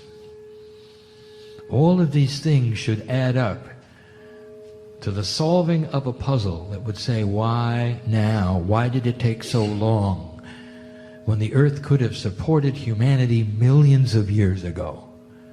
Why now? There were 2 reasons. The first was to let your solar system settle down. That is to say, all of the rocks that are flying around would finally find their orbits and stop plowing into you. Because that wouldn't serve humanity at all, any more than it served the dinosaurs. Do you see what I'm saying? The evolution of mankind was presented exactly when it should have been, and aligned exactly when the Pleiadians would visit.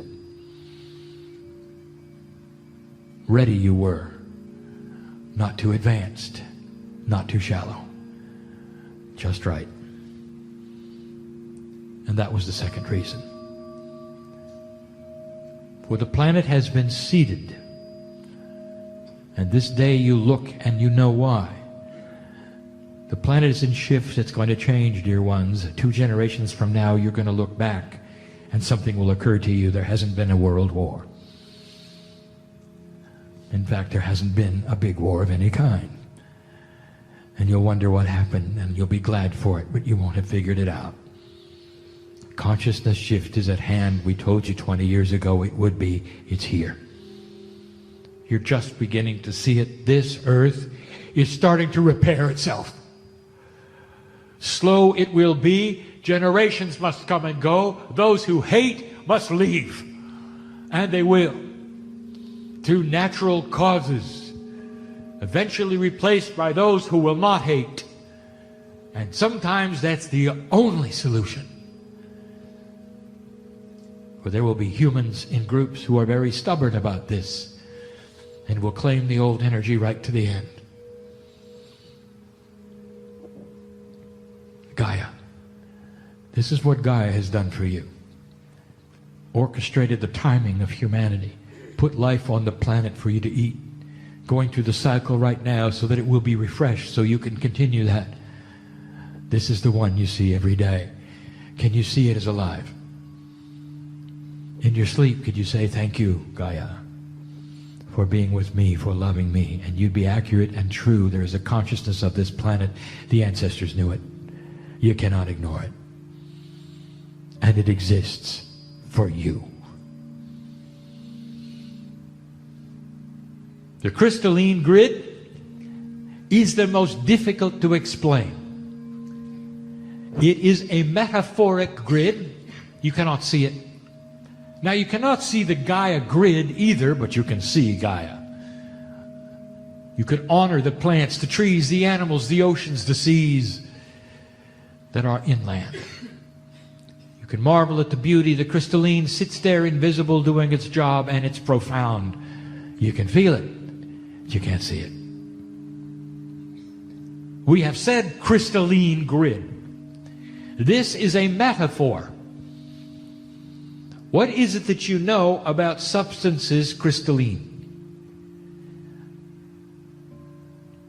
The only rock, the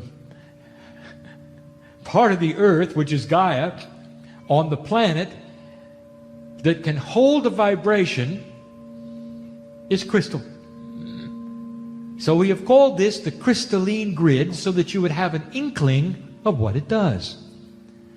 It holds vibration. It does more than that. It remembers. Here's a system that I have talked about before, but perhaps not in this complexity.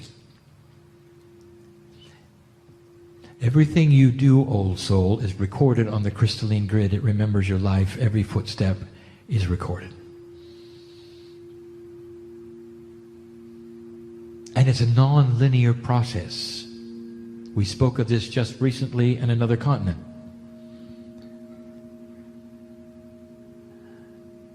That is to say that the crystalline grid does not remember things equally. There are certain things it remembers with, shall we say, greater strength than not. There are battlefields close by. And you can go stand in them, and those of you who feel things will say, this was a place of death. Much happened here.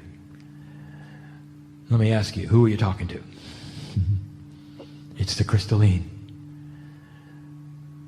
Up to this point in your human existence, the crystalline grid has remembered that which is war, that which was healing, and that which was compassion in fairly equal ways. And you can go to places on the planet and feel the mother energy. That's the crystalline. Something happened there. You can go to places on the planet that are battlefields and feel that. On this crystalline area where you are now, there wasn't really much that happened. Only one civilization. Not much. It's fresher. If you go to Europe, you can stand where there are as many as 30 to 40 civilizations, battles, death in the millions. It's hard to channel there, dear ones. Ask my partner. Because the energy is not commensurate with a portal that opens as fully as it needs to for channeling. This is the crystalline at its best. What humans did, it remembers. Now I would like to tell you some things about the crystalline grid that we have not talked about much. Number one, if it's where human did things, that means most of the crystalline remembrance is on the land.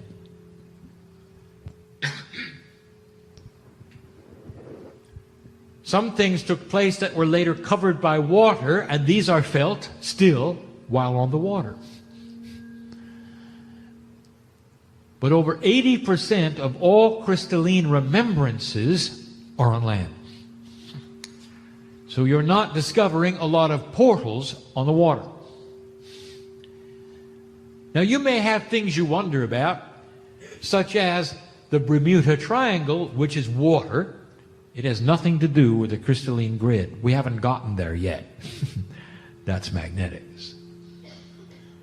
No, we are talking about what you feel when you stand in certain places, dear one, where the old soul resounds with the land. That's the crystalline that they're resounding with. We have told you that the crystalline grid is responsible for what you say are ghosts. And as proof of this, we tell you that you can interview someone who is passed over, because that which is their essence is still on the crystalline grid. If you have a seance and call on Aunt Martha, she'll be there.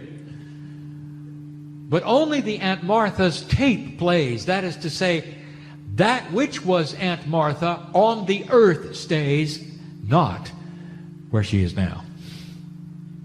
Let me give you an example. Aunt Martha, how are you? Fine. How are you? Fine. Aunt Martha, where's the treasure buried? 3 feet from the left of the oak tree. And she'll be right. Aunt Martha, what's it like on the other side of the veil? Fine, thank you. What's your day like over there? We love each other. Fine, thank you. You won't get any details because she's not there. Aunt Martha is only echoing what she was being taught by her church. You see what I'm saying? What is it the ghosts do? Over and over, they play a tape. Something happened in a house, they come down a stairway. It happens every night. And you go back and they come down a stairway. And you go back and they come down a stairway. The crystalline grid is the ultimate tape player. It'll play it and play it and play it. And where there were profundities, it'll play it stronger. So strong that you can actually measure it with magnetics, with temperature, because it's that real. It does not represent entities from the other side or entities who are trapped. It is simply a recording in energy. And some can see it happen repeatedly over and over. This is the crystalline. Now let me tell you what's happening. As the earth shifts its energy, as Gaia also shifts her energy, as the Kundalini moves southward, it recalibrates all the grids. Suddenly, this grid that was crystalline, that remembers things equally, will be nonlinear. And that is to say, suddenly the things that were, as you would say, darker, will not be as remembered keenly as the things which are lighter. Now, my partner, you didn't do a very good job with that, so I'm going to ask you to back up and try again. The crystalline grid is being aligned for compassion. Where there is compassion, there will be energy that everyone can feel. Where there is darkness and war and death, there will be less energy than ever before. You'll be able to walk over places that used to disturb you before, and the crystalline grid will be quiet. And you'll go to places where there were healings and it'll soar.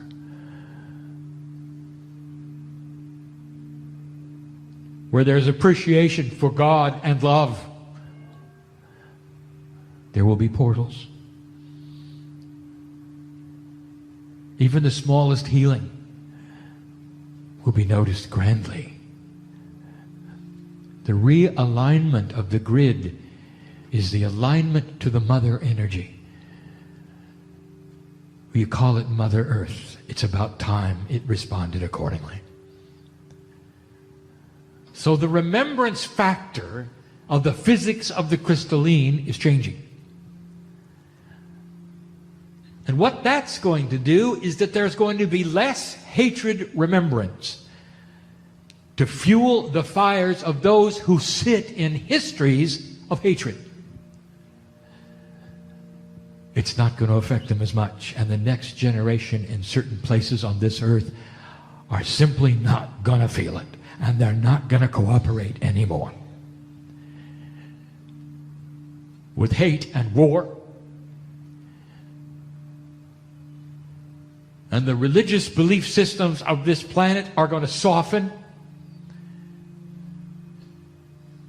You're going to see, even in the West, a realignment of what you call Catholicism. Within 1 to 2 generations, this church will change. And the love of Christ will be paramount, as it should be. But the rules around the old energy will start to crumble. Church is not going away, dear ones. It doesn't have to go away, dear ones. Do not judge what you think is correct and not correct on this planet for any other human being but yourself.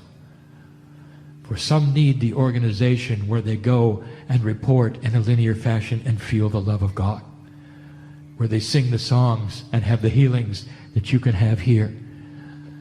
And they are comfortable with this, and they are joiners. And there's no thing wrong with that. So if you can visualize something for this grand church, visualize purity, appropriateness, and change. And they will have a chance to do that because the crystalline of remembrance is starting to move. When human beings live on the crystalline grid in certain places, it feeds them every day with what has taken place there. Can you see what that might do? if the grid starts to remember things more profound that are beautiful than ugly, that's a recalibration even of the grid. There is no symmetry on the crystalline grid. Humans don't work in symmetrical ways. So if you start drawing lines around these places, you're not going to find that they spell something. There's not going to be a mystery solved. No puzzle from one to the other. It's what humans did in certain places that create the patterning of the grid.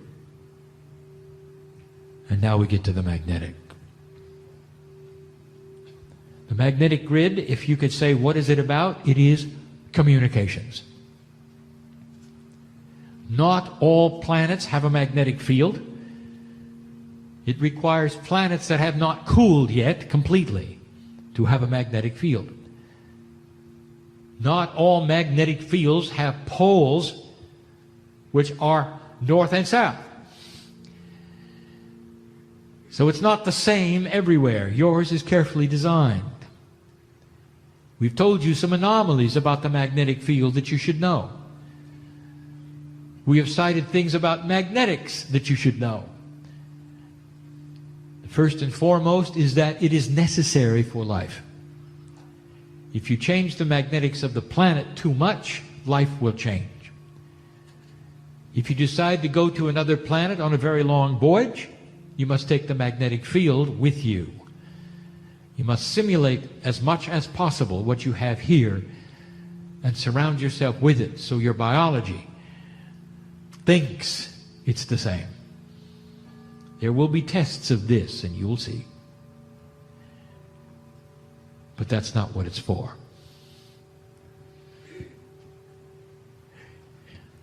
You get into physics, dear ones, and there are not all those interested in physics, but let me tell you something. This planet is being communicated with constantly and not by necessarily others out there like you. We are talking about energies of the galaxy. We're talking about physics with an attitude. We're talking about things that are magnetic and beyond. Quantum things that literally speak to this planet as though the galaxy were alive, speaking to where you are and what you're doing.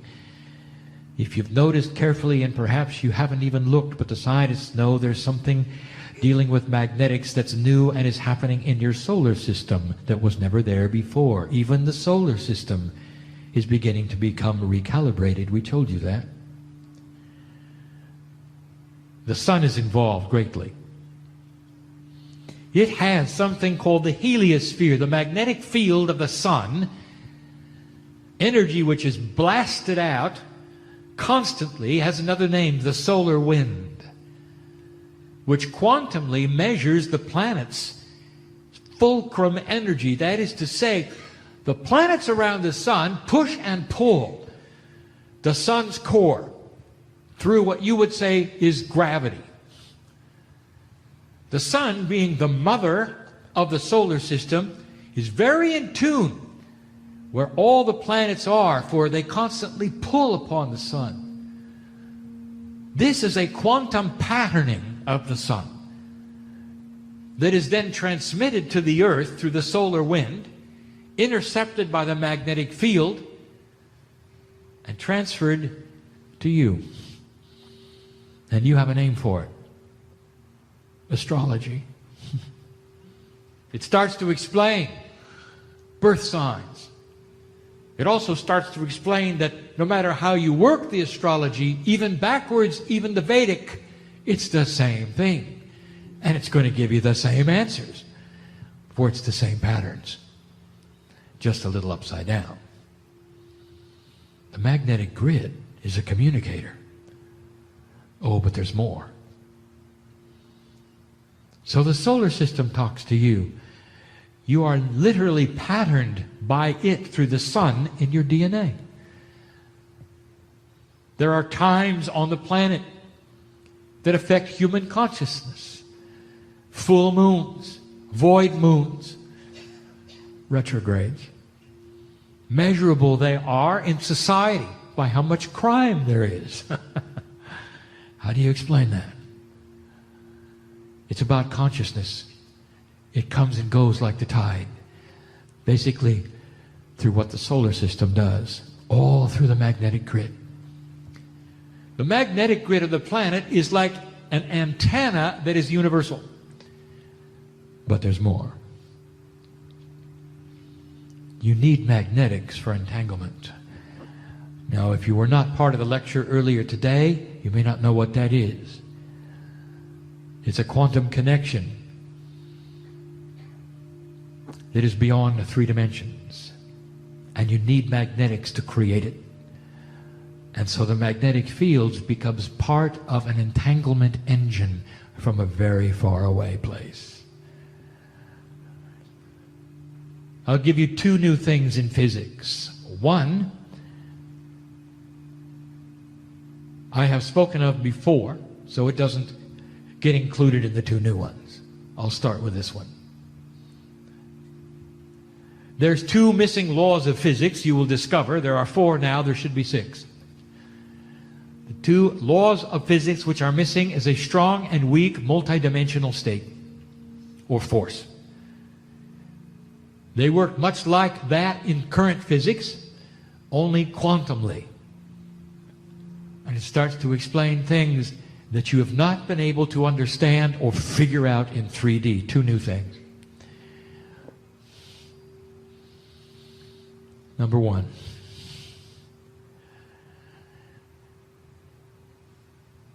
In astronomy,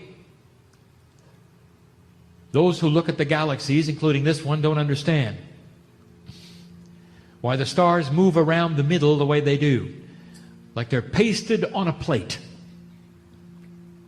Like a bicycle wheel whose spokes never move except together. Because they're hardwired to the rim. That's the way the galaxy moves. Around the middle. That's not Newtonian, if you noticed. It doesn't have anything to do with mass, if you've noticed. And it is not 3-dimensional physics, if you've noticed. And every spiral galaxy does it. If you look at Andromeda, it does it. If you look at the Milky Way, it does it. And I'll tell you why. Because you are entangled with the middle. That is to say, the middle of the galaxy contains something you have called the potential of a singularity. It is not a black hole per se. It is a quantum event. It is a push-pull energy. You call it a black hole, we call it the twins. There's a push-pull quantum energy there, a strong and weak force. Physicists, listen to this channel. Perhaps this will lead to discovery of ideas. This galaxy is entangled. That is to say, whatever is happening in the middle is so strong with you, it rotates and you rotate with it. And what could it be in the middle? There's a portal there. And that's as far as we're going to go. A portal there. A grand one. It is not where you meet God. It's something grander than that. Perhaps even there is a communication with something else. That was number 1. Number 2, is it interesting that astronomers have to work the puzzle backwards to tell you that in order for the Big Bang to have happened, there has to be missing energy. And instead of saying there's missing energy, they say there has to be matter involved. And that matter, of course, is invisible and it's dark. And so in other words,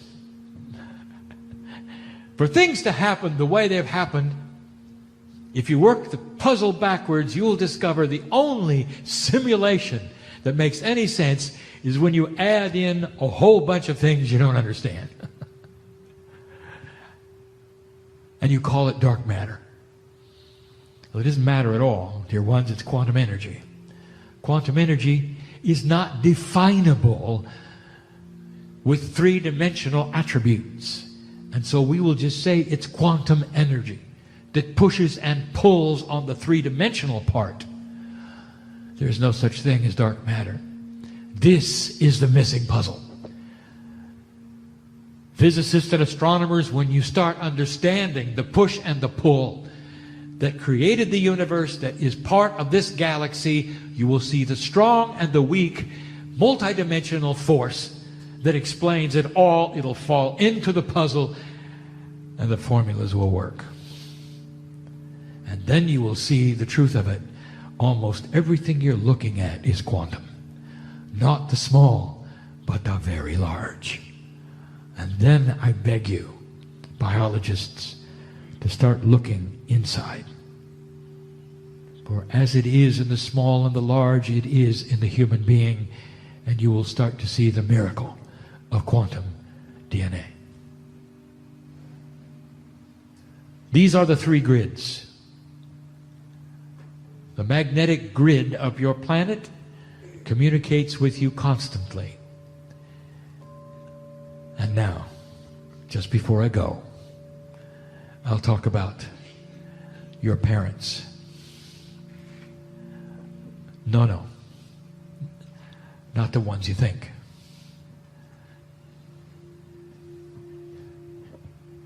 There's Pleiadians in the room. And they're invisible. There's more and more of them all the time, and they're coming out of the portals that are being released in 2012. Pleiadians don't have to have spaceships to get here. They're entangled with you, and always have been, because they're part of the universe. I'm giving you some information we have never described before.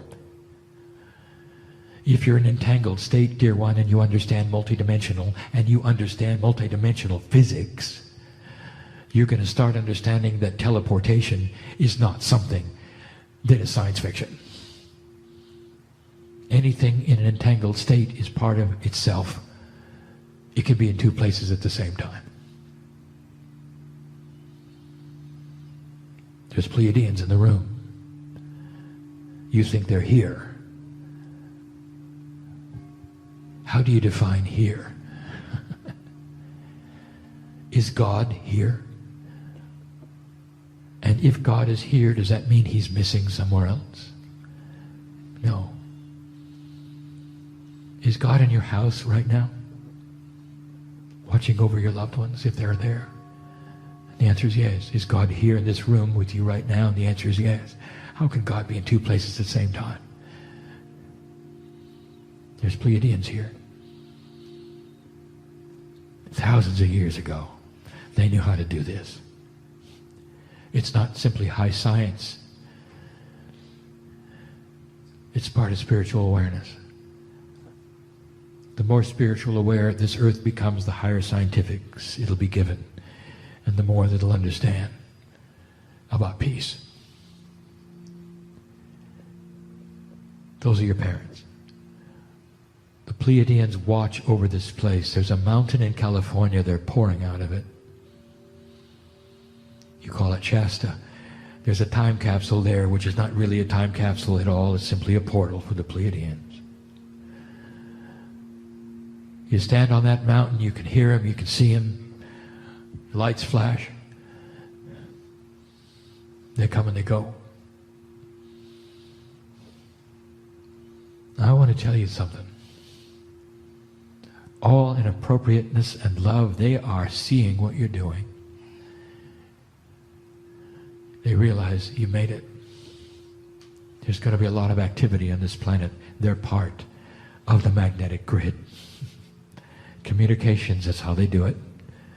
If your Earth did not have the grid that Gaia put here, through the molten center of the Earth that still moves and creates the engine of magnetics, they would never be able to have come. If you did not have the crystalline, there would be no remembrance. You would have no help. And this is what is starting to occur. For the light worker is starting to get help. And that's coming from the crystalline. Together they represent something that we have taught now for 20 years. The earth is changing. Consciousness is shifting. And the old souls are awakening.